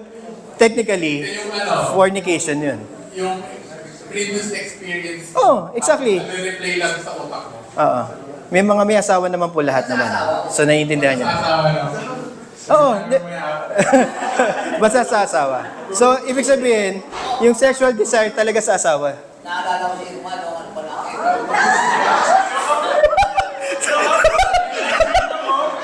Valentine's na ba? Magpapasko pa lang, ha? Ano ba, love seminar to? Hindi, kasi itutuon mo pag nanasa sa asawa mo, iisipin mo na lalong bata pa. Hindi nga, exactly. Lalabas, part, Wala akong mga tahi. hindi, kaya nga. Kumbaga lahat ng intimate experience mo, kasama yun eh. Kasama yun. Hindi posibleng hindi. Sexualization ng Yung galing sa labas, pinapasok mo sa bed. Mali yun. Yun ang mali. Pastor, puro mga pastor nagtatanong. Ano nalaman ko? Mic kay pastor. Oo nga, ano? Mic po. Sa medical field, siguro ang kulit pa. Sa medical field, yung sa meron ka nililiwan. Tulad sa amin, there's pwede ba turuan na ako para tapos na pakihilot ko. Kasi siyempre, pasok sa isip ko na pag gusto nitong versicity, euthanasia. So yung ba, makaklasify if ever or decide yung resulta sa versicity, pwede na natin would that be counted as murder or... Okay. Kasi mga pastor nagtanong eh. Yung ini-expect ko yung mga member eh. Okay, for the case of euthanasia, it's a clear violation of the six. So, hindi natin pwede kahit kailan tawirin yon. Pwede nyo ako tanungin, hindi natin pwede, Pastor Bok, never. So, ibig sabihin, ako, halimbawa, positively, marami na ako napuntang, yung mga last minutes in the deathbed. Yung ayaw ipaalam, dun sa, may mamamatay na nga, ayaw pa pala mamamatay na. Or, hindi natin sasabihin na hindi na natin siya i-resuscitate, yung ganon. Hindi. Ang basic principle, which is based dun sa Christian understanding, we do everything that we can to preserve the life of the person. So, hindi tayo pwedeng Pastor, ibig sabihin ba, nape-preserve pa ba yung buhay kung beyond natural na? Hindi naman Frankenstein na pinag-uusapan natin dito. Ang pinag-uusapan lang natin is to make sure that he is he's given all the positive things bago tayo mag-give up eh. Di ba? Wala ko na pausapan sana yung makikita. Okay. Choosing yung between the two para sa buhay yung ina, sinasasave natin kapag hindi mo may preserve pa yung dalawa eh. So, kailangan mamili ngayon ng nanay ba o yung anak ng Okay, so, tama. So, anything naman na may moral dilemma, nasa mo yun? Nasa personal choice mo yun. Personal choice ng liberty to choose. It's just that, never ever assume na because pinili ko yung, let's say, yung magulang over sa anak. Tama? Yun yung wag nating nanay doon sa kanyang anak, wag nating isipin na hindi tayo nag-violate ng command doon. Pwede mong pilotila ron pa. Pilotila. Hindi pwede. hindi sagot ang pilotila sa lahat ng bagay. Okay, wait, ulitin ko lang ha. Halimbawa yung mga anak yung misis mo, agaw buhay, tama? Agaw buhay, papipiliin ka. Grabe yung mga moral ethical dilemma. Sasabihin mo, pipiliin ko po yung asawa. Tama? Ganon? Oh. Choice, nasa iyo, nasa liberty mo. Tama? Pinili mo. Pero you have to understand na pinili mo rin mamatay anak. Pass. So, may kasalanan ka din. Gusto ko lang mag-comment kayo dito. Kasi most of us, galing tayo sa evangelical maraming katuwaan sa evangelical patungkol sa commandment, yung greatest commandment, na bali-balay na yung moral law. Nye. Kasi mahalaga kay Kristo, Pag-ibig. love niya. Yun. Pero ngayon, nakita po natin na bawat isang, kahit sabihin natin sinamarize yung love God yung unang apat and love your neighbor yung susunod. Kahit sabihin natin ganoon, malaki pa rin ang pagkakaiba. Malaki. Malaki talaga gawa ng mas maintindihan mo. So, can you elaborate? Oh, tapos pag tinignan mo kasi ito, meron ka talagang susundan dito. Ibig sabihin, hindi lang ito pagmamahal na sa bula. Parang, hindi mo pwede sa akin ipakita. Halimbawa, mga anak ko. Sasabihin ko sa mga anak ko, hindi, mahal kita. Pero sasabihin ng mga anak ko, dad, hindi mo naman ako tinaguyod na anak based dun sa fifth command. So, pwede natin sabihin na yung love na sinasabi kasi, depende sa definition mo lang. Kaya lang, definition mo yon. Ang kinukuha natin, yung definition ni God sa kanyang word. Kung ano ibig sabihin na mahal natin siya at mahal natin yung ating kapwa. Na kapag mahal natin siya, ganito natin ipapakita yung pagmamahal natin sa ating kapwa para masabi natin mahal nga natin siya. At kung sinasabi natin mahal natin siya, gagawin natin tong apat na ito. Pastor, aabot ba sa panahon na magiging perfecto ang pagsunod ko dito? Hindi. Wala makakapag-perfecto nito. It's just that, it's a guide. At least, hindi mo pwedeng sabihin na hindi ko alam. Ignorance of the law is no excuse to committing, tama ba ako? Hindi ako lawyer, pero ang alam ko, ignorance is not an excuse. So, you cannot say, I do not know. Because, yun nga, pinaliwanag ko na sa inyo eh. Alam nyo. Hindi kayo pwedeng magkaroon ng buhay na tamang doktrina, pero mali ang buhay. Third, hindi nyo pwedeng sabihin sa akin na, hindi, Pastor, mag-i-schedule ako ng araw ng Panginoon na wala kami. Ini-schedule mo? Yun ang tanong ko eh. Talaga? Naka-schedule? Paano nangyari yun? So, hindi ko para sabihin sa inyo na, ay, dito si Pastor talaga, minsan namimili lang kung ano yung i-enforce na law. Hindi akong namili. Nakalista eh. So, alam ko personally na ang binayolate mo, fourth, Pastor, pipili ako ng trabaho pero alam ko naman nangangarakot yung boss ko eh. Pwede ba yun? Para naman sa kabuhayan ng mga bata. While I empathize dun sa kabuhayan nyo, pero I will never advise you to willingly cooperate with anyone who is actively stealing. So in short, sa mga lahat na sumama sa flood control, wala man lang na grace ng conscience of concern. Wala ni isa. Meron daw. Ngayon lang. Pero, di ba? Nahuli na kasi sila. Okay. Suicide. Tatanungin niyo ba? Teka muna. Wait. Sige. Ayun, sa likod. Doon muna? Sige, doon muna. Sige, ikaw muna. Pastor, paano po kapag kunyari, may isang babae, ginalang ng lalaki? Consider as, you are the one. Sige, go. Then, nabuntis si girl. Okay. Tapos, gusto nyo ipalaglag yung bata. Okay. Paano po yun? Kristiyano yung isa doon? Paano po yung, sabi natin, Kristiyano yung babae? Yung babae ang Kristiyano, siya nabuntis, pinapalaglag sa kanya nung nakabuntis sa kanya? Parang kumbaga, hindi rin siya nangyari na out of textbook. Tapos, No. gusto niya palaglag yung bata kasi syempre ayaw niya. Abortion is actually a violation of the sanctity of life, sixth command. Nagtataka nga sa gobyerno sa Amerika, legal yun eh. Dito sa Pilipinas, naku, alam naman nating lahat na nagpapalaglag talaga ang mga tao. Pumupunta sa Quiapo, bumibili ng... Ay, naka-record pala. Hindi, pero it's common knowledge eh. Alam naman natin na may mga nagpapalaglag. Kasi hindi nga legal. Which is ang argument ng mga nasa gobyerno, ng mga legislator, maigi na yung safe. Meron kang clinic. Oh, anyway, that's legislating sin? No. So, nakabuntes ng anak, pastor, nagkamali lang daw sila. Ayaw nila magpakasal. Kasi masisira daw ang buhay ng babae kung nagpakasal sa lalaking walang ginawa kundi mag-basketball. Sa isip-isip ko naman, pinasok nyo yan Part yun ng providence ng Diyos. Pag hindi kayo nagpakasal, you'll be forever living in sin. Oh, that's it. Ganun kasimple. Paano yung pastor? Naging mananampalataya. Paano magiging mananampalataya? Yun.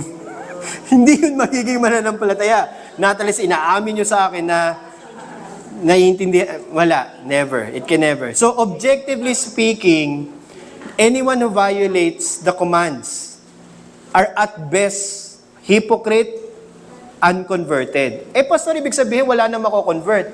Kasi lahat tayo may nakaraan. Meron tayong past. Oo nga, ang key is repentance, faith, and living in holiness. Sabi ni Jesus na nakasama niya yung babaeng prostitute. Tama? Meron bang bumato sa'yo? Wala po, kasi lahat naman sila customer. Hindi, that's a popular. Hindi, parokyano pala. Pagdating ni Jesus, meron bang bumato sa'yo? Ano sabi ni Jesus? Wala po. And then sin no more. Huwag ka nang bumalik sa dati mong buhay. Sino pa po? So, bali po, pwede mong ipampon na lang yung bata. Or actually, yung pagpapampon ay legal, yung pagpapampon ay ginagawa, pero buhayin yung bata. Yes.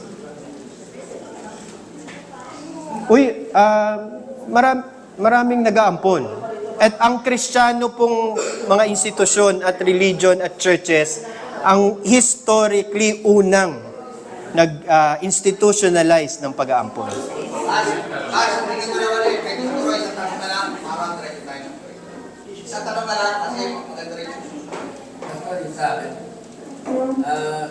naalala ko yung sinabi mo sa class na yung 10 commandments is a gift of God to the elect para Ay pamuhay. magandang marinig din.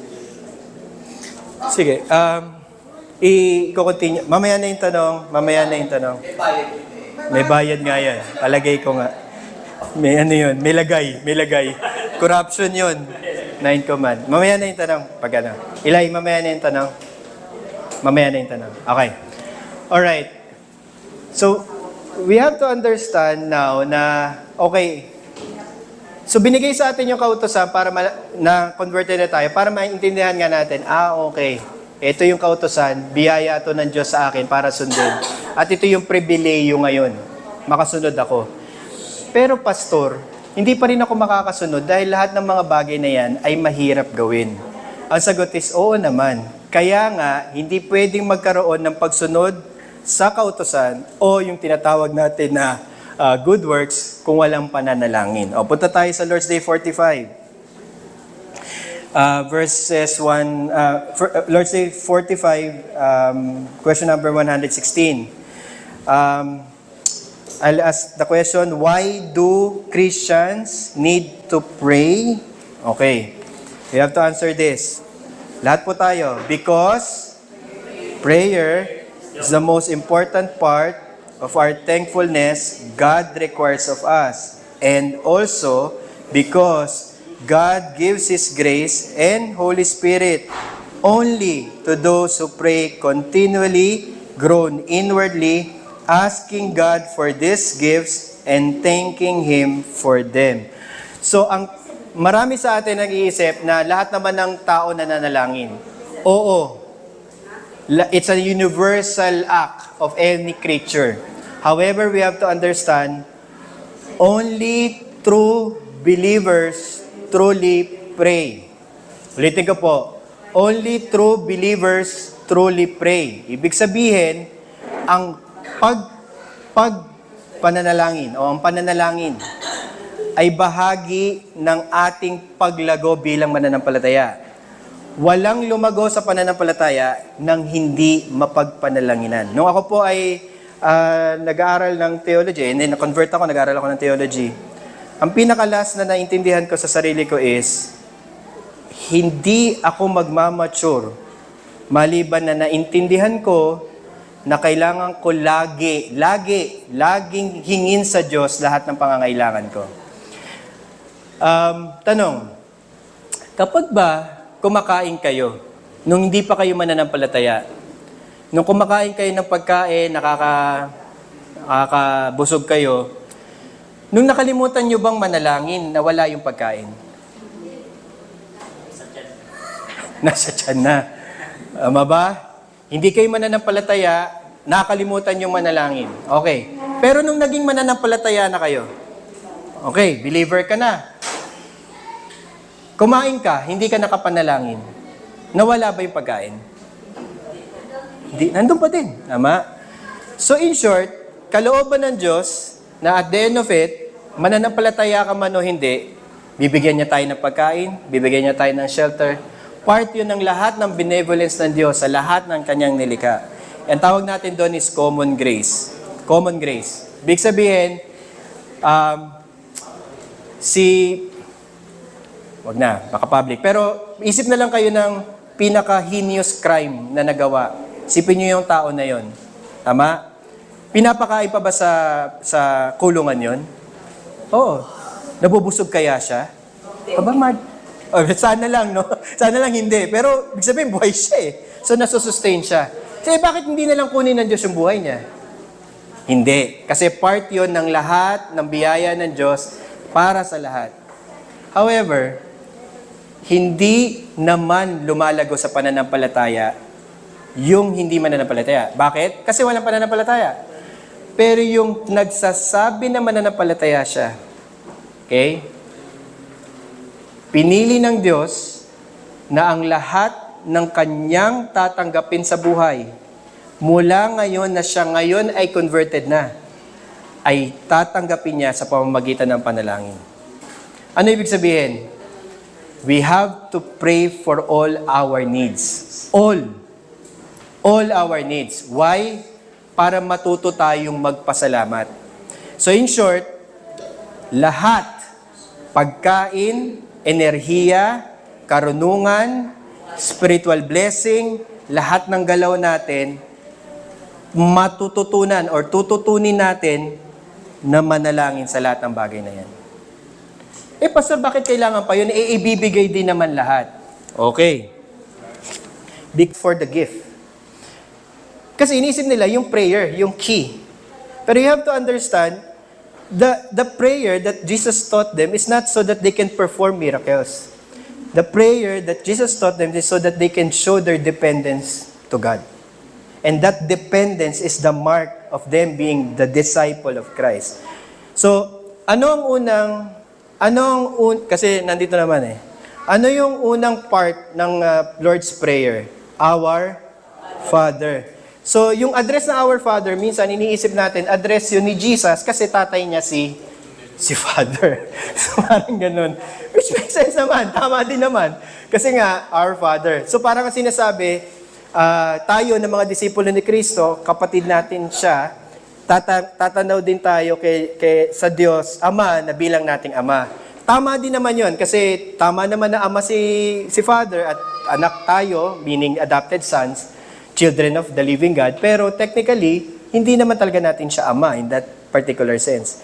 So, yung pagka-ama doon ay merong ikalawang kahulugan, meaning Father in His being. Meaning, pagka pinag-uusapan yung pagiging Ama, siya ang pinagmumulan ng lahat ng ating pangangailangan. So, ang esensya, nung tinuro ni Jesus yung prayer, the only way for you to approach this, kasi hindi naman what to pray lang ang tinanong. How? Paano mananalangin? At ang how doon is embedded doon sa content, which is, you can only approach God by simply first acknowledging that you need everything that God has and you have to ask for it. So that acknowledgement alone is the step that the Lord's Prayer wants us to accept. Now, one, we have to acknowledge that we are always in need. Two, we have to acknowledge that we are dependent on God for everything that we need. Nung napapractice ko na yung prayer, kasi ang mealtime prayer ko po, Panginoon, marami po salamat sa biyayang ito na pinagkaloob mo sa amin. Mabigay naman ito ng kalulutian sa paglilingkod namin sa iyo. Amen. Minsan nagagawa ko yon nung bata-bata pa ako kasi nakabisado ko yun dahil yun yung prayer namin ni Mami at Daddy. Mami at Daddy ko. Doon ako lumaki na prayer. Then I finally realized it's ungrateful prayer. Because those are the formality that I just simply speak. So, nung nagkakaroon na ako ng understanding, okay, I have to address God as my Father, the source of all being. I have to be mindful of how I pray. I have to acknowledge that I am in need. That I have to understand na every meal na pumupunta sa bahay namin is brought about by God Himself. And in that posture, that's how I want my children to understand. So, nag-change ako ng format ng prayer. More freestyle, more acknowledging of God's goodness. And yung prayer na yon is usually condition kung ano yung nasa paligid namin. Minsan sinasabi ko, Panginoon, marami po salamat, napaka-cute po ni Milo. Milo yung aso namin. Napaka-cute siya. At natutuwa kami na magkakasama kami ngayon. Lord, pinapanalangin ko po na yung pagkain namin, ano ito? Ano yun? Ano yun? Hindi, anong pagkain namin? Yung gulay, pero masaya po ako kasi actually lately, pag tumatanda ka pala talaga, gusto mo na lang lagi gulay, ano? Totoo pala talaga yun. Akala ko naman sinasabi lang nila yun. Pero parang gulay. Uy, nakita may gulay kami ngayon. Masaya ako. So yung lahat ng yun, it's a simple acknowledgement na every single detail has been prepared for you and you acknowledge it. Yun lang po yung point. And our Father means He is the source of all those things. That you are enjoying it because God is your Father. And our Father means you are actually now saying and claiming the very legit na claim. You're claiming that He is your Father. He is the source of all things. So you have to acknowledge that. Yun yung our Father. Now, yun yung first, the address, yun yung first part. Ang Lord's Prayer po is composed of 2 pairs of 3. 2 pairs of 3. Ibig sabihin, 2 uri ng tatluhan. Yung unang tatluhan ay ating pagpapakilala at pagpapakilala ng kapurihan o pagpupuri sa Diyos, thanksgiving. Kasi di ba kailangan natin ipakita yung thanksgiving natin?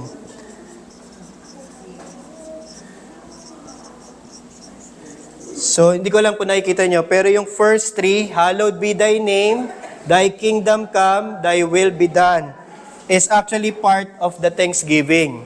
So in short, every time na meron kang natatanggap sa Diyos na pinanalangin mo, ang una mo dapat sabihin sa Diyos ay pagpapasalamat. Lord, marami po salamat. Nakapag-grocery ulit kami. Di ko makakalain, makakapag-grocery kami ulit eh. Mga ganon. So yung lahat ng sinasabi mo ngayon ay pagkilala sa mga bagay na pinalangin mo previously. Kasi pinalangin mo, Lord, bigyan mo kami ng pagkain. So nung sumunod na panalangin mo, Lord, nagpapasalamat kami na may pagkain. So yun yung cycle na yun. Doon ka lalago.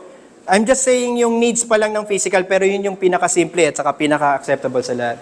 So yun yung thanksgiving. So hallowing thy name, asking for God's kingdom to come, and saying His will be done is actually giving thanks for who He is and what He is doing to you. So it's an acknowledgement of who God is. So kasama po yun. So that's part of the prayer. That's the first pair of 3. The second pair of 3 is this, what to pray. So may mga tao na iniisip na ang kailangan na ipapanalangin lang natin ay yung mga bagay na spiritual. May mga tao, napakabanal, no? Lahat lang ng spiritual. Okay, meron naman mga tao, ang puro panalangin lang, puro ng mga pangangailangan niya physical. Sasabihin, ano naman itong taong tol, puro, diba, napakababaw naman. Diba, puro physical. Pero actually, ang tama, ipapanalangin mo both. Okay, so, question 118. What did God command us to pray for? Pakitingnan nga po para kayo naman din ay makitang hindi ko namang inimbento ito. Everything we need. So, lahat, okay? Pero merong dalawang adverb. Spiritually and physically. As embraced in the prayer, Christ our Lord Himself taught us. So, in short, ang hinihingi sa atin is mindful tayo yun sa lahat ng material blessing na dumadating sa bahay. At pangalawa, yung mga immaterial blessing sa bahay. So, tanong, pinapanalangin nyo ba na lumago kayo sa pananampalataya? Okay. Pastor, ang problema ko kasi, wala akong oras sa pagpe-pray. Teka lang. So, babalik ko sa iyo, kasi that's how prayer actually very effective. So, babalik ko sa iyo yung tanong. Pinagpe-pray mo ba na magkaroon ka ng oras para manalangin? Hindi, Pastor. O sige, dun muna natin simulan. Tama? You pray for the desire na magkaroon ka ng time para manalangin. Pastor, hindi ako regular manalangin eh. Kailangan ba regular? Kailangan regular. Pastor, pagka Monday ganito, pag Wednesday ganito, di sana sinabi mo na lang sa akin, ayaw mo na regular, di ba? Pero sasabihin ko sa iyo, sige, panalangin mo. Ask God to give you the time for a particular regularity sa prayer life mo. Ginawa mo na ba? Hindi pa po, Pastor. Pakigawa. Pastor, pinanalangin ko na lahat. Wala pa rin nangyari. Sa isip-isip ko, gusto mo ba talaga manalangin? Actually, Pastor, hindi talaga eh. Actually, wala akong kadesire manalangin. Dito papasok po yung, iikot pa rin yung solusyon dito sa prayer. At sasabihin sa atin, you pray until you pray. Pray.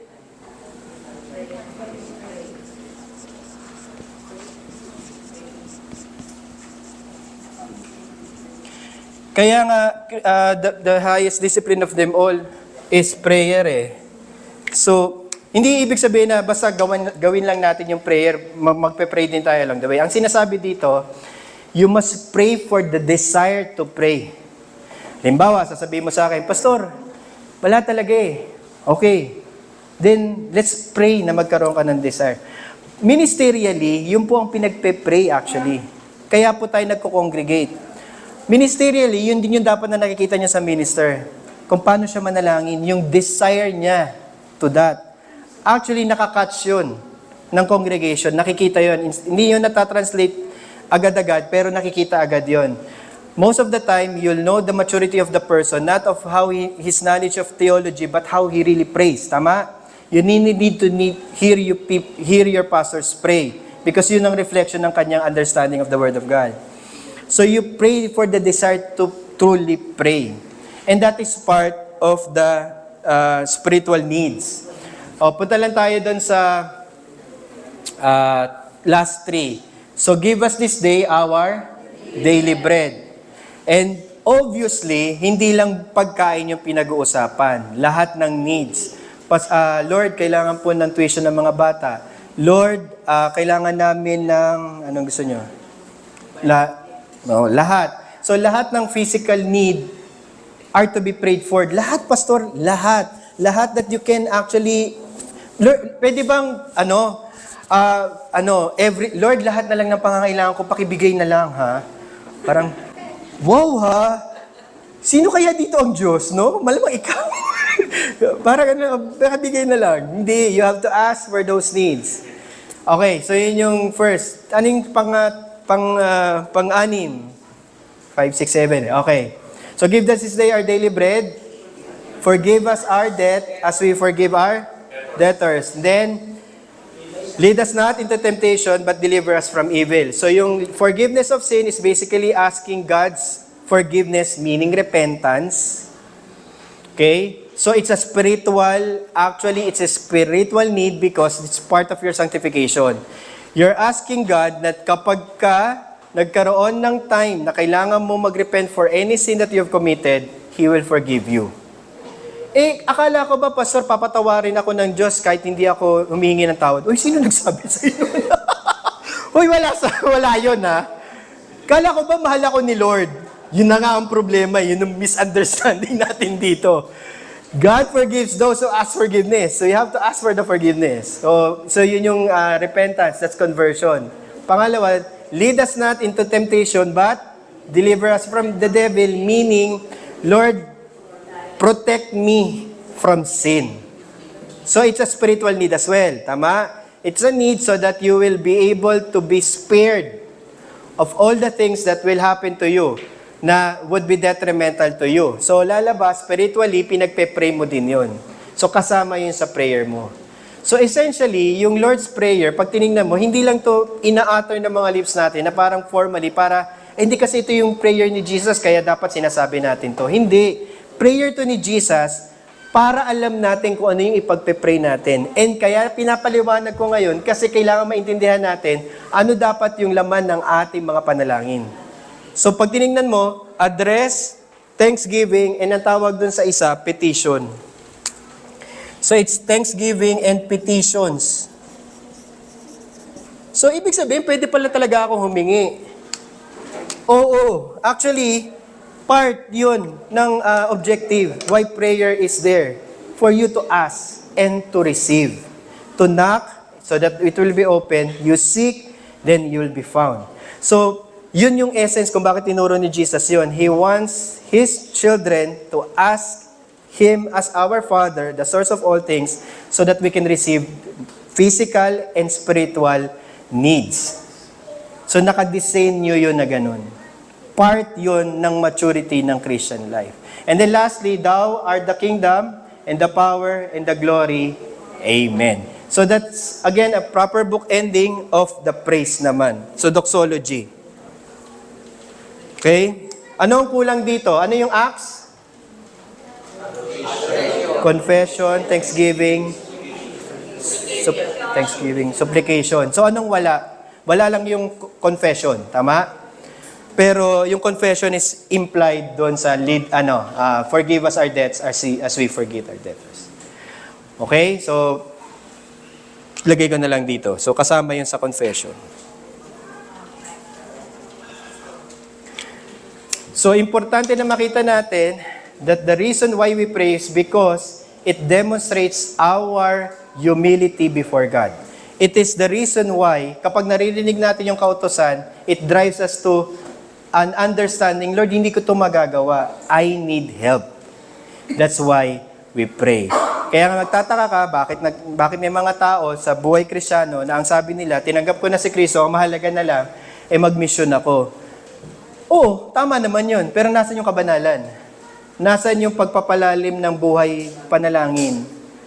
So, big sabihin ba, Pastor, masusolusyonan to pag nag-prayer meeting tayo? Well, hindi din. Okay? Hindi ibig sabihin nagpe-prayer meeting tayo na unawaan na natin lahat. It only encourages prayer. But you have to understand, this is how prayer is being taught in the Heidelberg Catechism. This is the reason why we pray. Okay, medyo sa mga mukha natin, parang medyo kailangan ipag-pray. Lord, Lord, may you give them the strength. Yes, so, again, to end, personally, it prompted me now to form my prayers. I have to pray in the morning. So, Pastor, kailan ka nanalangin? Pag umaga. Pag nagme-message na po ako, nanalangin ako noon. Maaga kasi ako gumising eh. So, nagigising ako na maaga, I form my prayers. So, it helps me na nangyayari, I read out the prayers of other people so that I can be, at least nag-guide ako on what to pray for and how they pray. And then, I also have a prayer list. Okay? And parang ngayon lang, mukhang mailalagay ko na ang kawit dun eh. Lord, yung mga mukha po kasi nila, hindi ko maipinta eh. Pwede ba, bigyan mo ako ng konting liwanag? Paano sila mauunawaan? So, prayer yon, kasama yon, isasama natin. So, may prayer list ako eh. For my family, for my ministry, and for my plans, for those who are sick, ano pa. Kaya palimbawa po, naglista po kayo kaya sinasabi ni Pastor Edmar, maglista.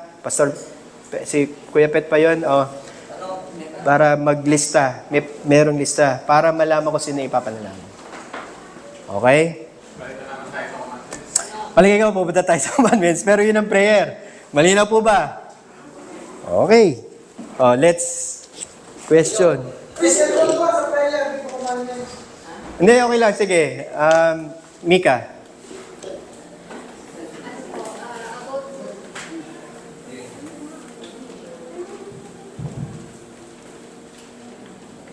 About po sa 6th command po. Okay. About lang po ba siya sa murder or overall sense of killing po?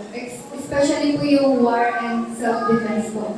Does it violate po ba yung 6 command? Kahit po, necessary po siyang gawin. Oh, so like ang story ko kanina, Mika, may difference yung killing at saka yung murder. Allowed yung state to kill for the preservation of life. Hindi tayo, yung government. So, pastor, sundalo yung Kristiyano, required siya as a soldier to kill. Pag pumatay ng aso ka, Lagot kayo sa akin.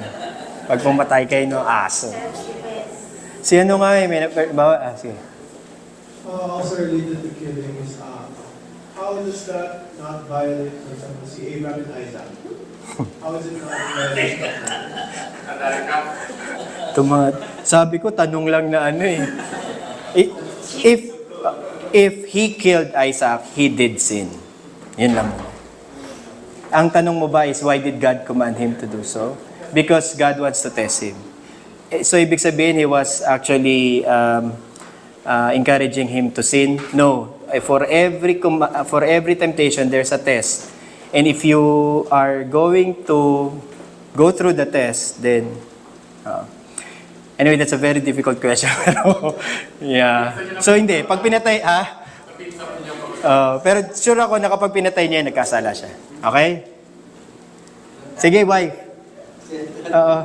Sige po. Tinatanong po ako sa... Actually, sa kanya ako po tinatanong. Sige. Ayaw niyo po ako sagutin. Sa inyo daw po ako. Oo naman. Tama naman. Ano po ng wisdom. So, basta ano lang po. Nako-compromise po ba yung pagiging Christian po? Kapag? Pagiging isang content creator po. Christian mo being content creator. Okay. Okay, so, pag pinag-uusapan natin... Okay. Sige. Okay, thank you. Okay, ang lagi nating iisipin, lahat ng uri ng trabaho, basta legal, ay kaaya-aya sa Diyos. Tama? Legal. Legal muna yung pag-usapan natin. Lahat ng uri ng trabaho, basta legal, ay kaaya-aya sa Diyos. So that's part of your vocation. However, bilang mananampalataya, sa lahat ng ating ginagawa, kailangan moral. So ang tanong ko lang naman, yung pagkagumagawa ba ng content creation, wala na kasing listahan ko dito. Pagkagawa ka ba ng content creation, pumapatay ka ng tao, meaning you're putting down other people's content? Hindi naman. Hindi ko alam, actually. Pangalawa, halimbawa, nagpo-promote ba ng false God and false teaching yung content mo? Hindi naman. So, again, kailangan mo i-go through yung buong 10 Commandments and just to check for yourself, yung mga moral ko ba na ginagawa nasa content ko? Pag wala, di legal yung trabaho eh. Pero, baka ang tanong is, nakaka-apekto ba sa akin yung trabaho ko sa buhay pananampalataya? Yun ang ikaw dapat sumagot na. Hindi ko din alam eh. Diba? Parang medyo ako ni Pastor kasi baka po mas nasusunod ko pa daw po yung mga binibili po ni yung si Meta o na requirements kaysa pang po dun sa mga lang sa Panginoon. Oo. Mostly po Pastor yung mga content naman po na ginagawa ko is yung mga mostly sa mga food lang. Oo. So, in that case, ang tanong lang naman is, motivation. Ginagawa mo ba yon para sa sarili mo lang o ginagawa mo sa pamilya? Pangalawa, ginagawa mo ba yung pagtatrabaho para sa glory mo o sa glory ng Diyos? Yung mga ganon, implied like kasi lahat yon kanina, di ba? So, walang pinagkaiba yan sa, kalimbawa, dati akong ininhero, pero nagkukurakot naman ako sa flood control. So, ano pagkakaiba nung, di ba? Mas moral yung problema. Hindi yung legal na trabaho. Okay? Pero pag sinabi mo na, hindi, magtatrabaho ako bilang content creator para kumita ng illegal, mali yun. Kasi in violation of God's command.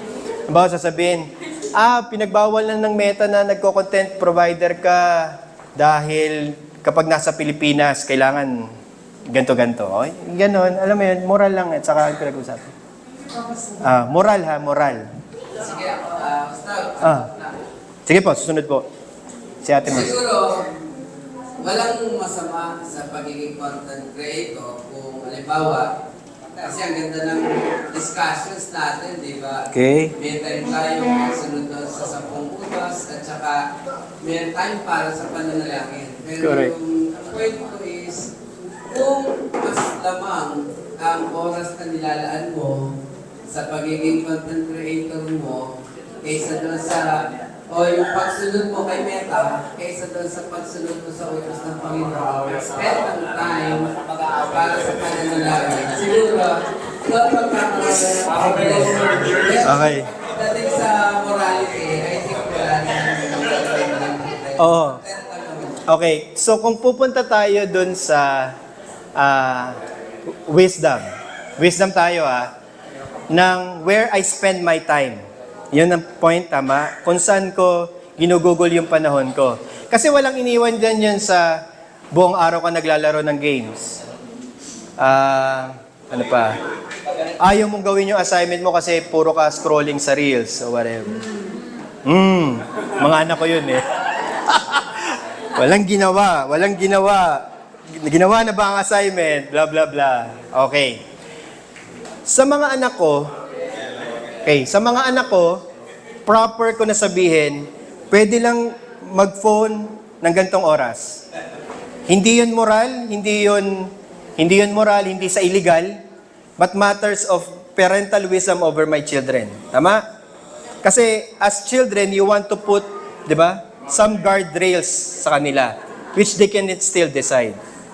Parang, dapat natutulog ka ng alas 9 ng gabi, gigising ka ng alas 6 ng umaga.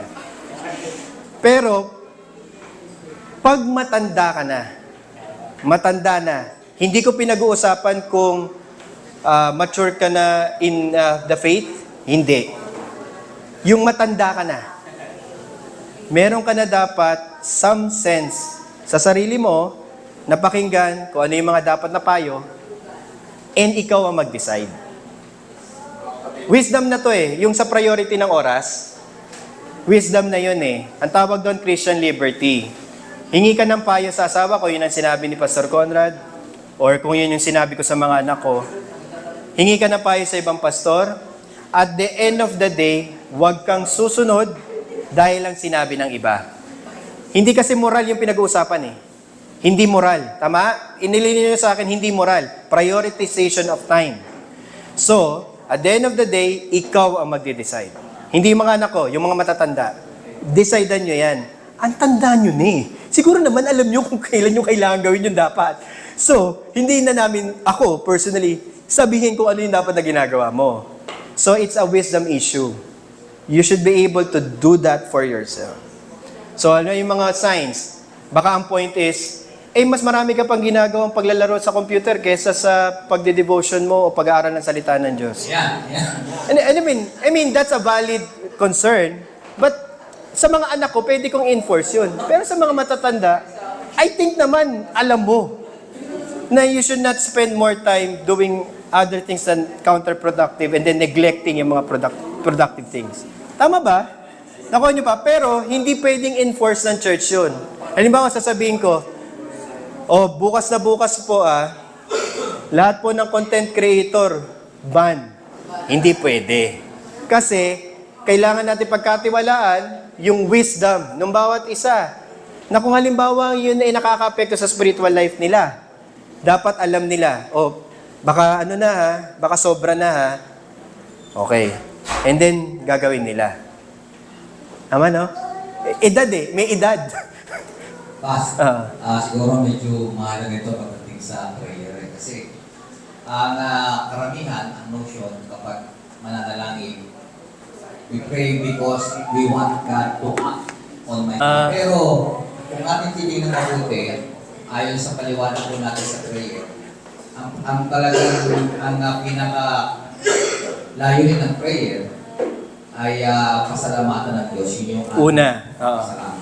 So, tama ba na isipin natin because God is sovereign, Okay. lahat ng ating pangangailangan, ano ng Diyos bago tayo Tama naman yun. Tama, bago pa tayo manalangin. Tama. Sinagot niya na lahat ng Hindi pwedeng, tagumpay ko ka, alam na niya. mga kailangan, alam niya mabuti sa atin. So, pwede natin sabihin ba na mali, o ewan ko, Okay, sige. ito nga, mali na sabihin ang prayer ay ginagawa natin para kumilos ang Diyos, o ang prayer ayon sa ating pag-aaral is kaya natin ginagawa para pasalamatan ng Diyos dahil lahat ng bagay na kailangan natin sigurado binigay naman sa atin eh.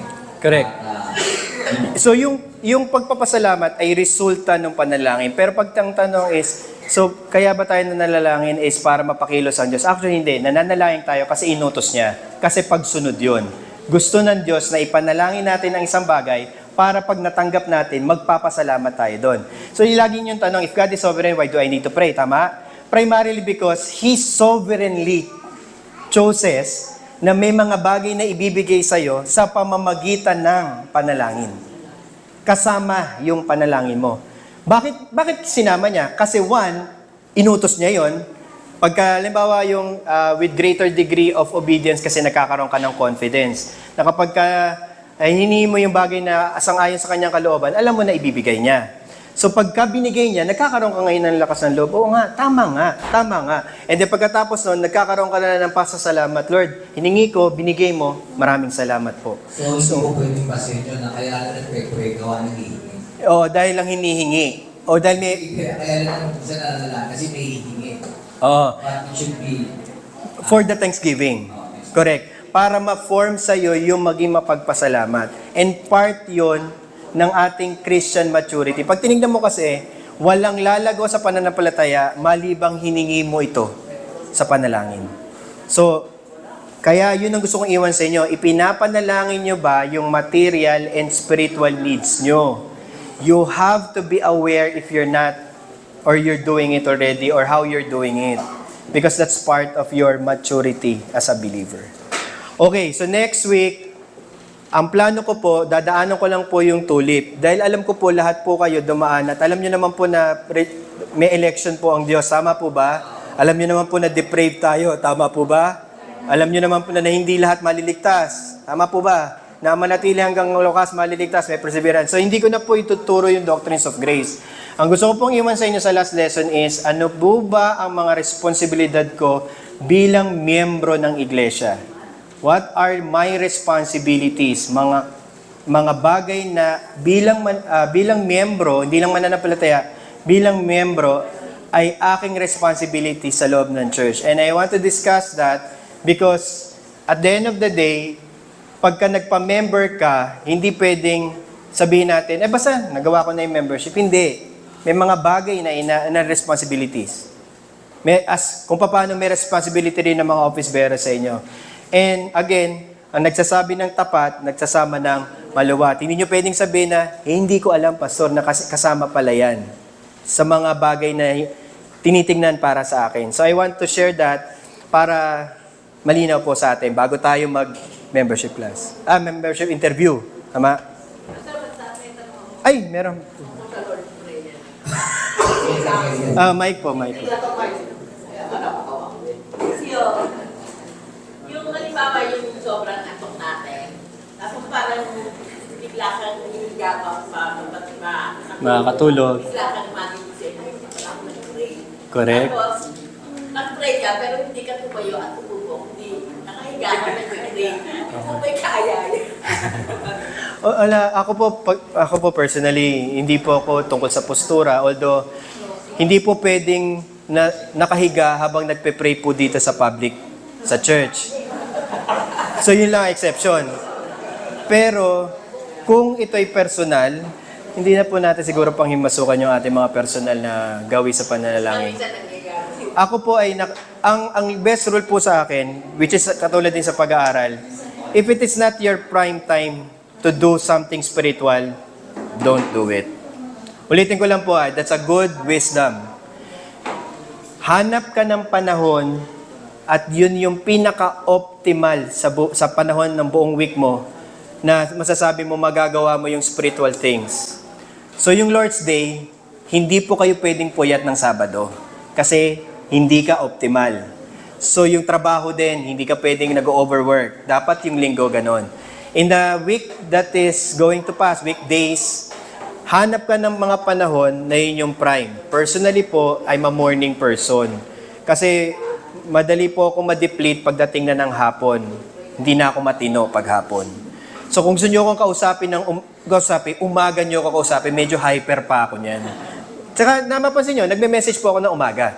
So nagpe-pray kasi din ako ng umaga. So doon ko siya ginagawa. Yun yung best time ko kasi. And Lord, Pastor, sana all may time. Hindi ako naniniwala na wala kayong time. It's proper prioritization of time. So best choose that and then make it a regular thing. Ang family worship po namin sa bahay ay Monday evening. Pastor, lagi bang Monday? Lagi. Hindi kayo napapatid. Depende sa circumstances. May nalilate, merong event, meron akong ginawa, pero never na hindi Monday. Pwede rin palang Tuesday kapag hindi namin nagawa ng Monday. Pero never not within a week. So ibig sabihin, essential pala, Pastor, na nagpa-family worship. Yes, you cannot practice the public worship not hypocritically kung hindi mo ginagawa sa bahay. Walang makaka-perform ng public worship na with integrity. Member or office bearer, pastor, or anyone else. Kung hindi siya nakikita sa bahay. Pastor, wala po akong kasamang lalaki sa bahay, kami lang ng anak ko, di gawin ninyo. Pastor, binata po ako, wala po akong kasama sa bahay, family worship nga So, hindi ka kasama. So, parang ang dami naman hiningi. Hindi, family worship. Family worship nga. So, yung mga may asawa at may anak po yung kinakausap natin. Pastor, matanda na po kami na lang ang nandito sa bahay. Di kayo pong dalawa. Pastor, wala po akong mga anak kapag gantong araw. Di wag mong gawin pag wala yung mga anak mo. Pwede po bang hingi ng offering sa family worship? Alam niyo po, good idea yan. Yung apat ko, wala mong naibigay na offering yan. Sa tagal ng family worship. Anyway. Ano na daw, kasama na daw sa merienda namin yung ano. Siya na nagbibigay sa amin ng offering. Okay po. So di ba po may kalayaan sa pagkakaalam ng mga bagay tungkol sa panalangin, sa kautusan, at saka sa mabuting paggawa. Tapos na po tayo. Sige po.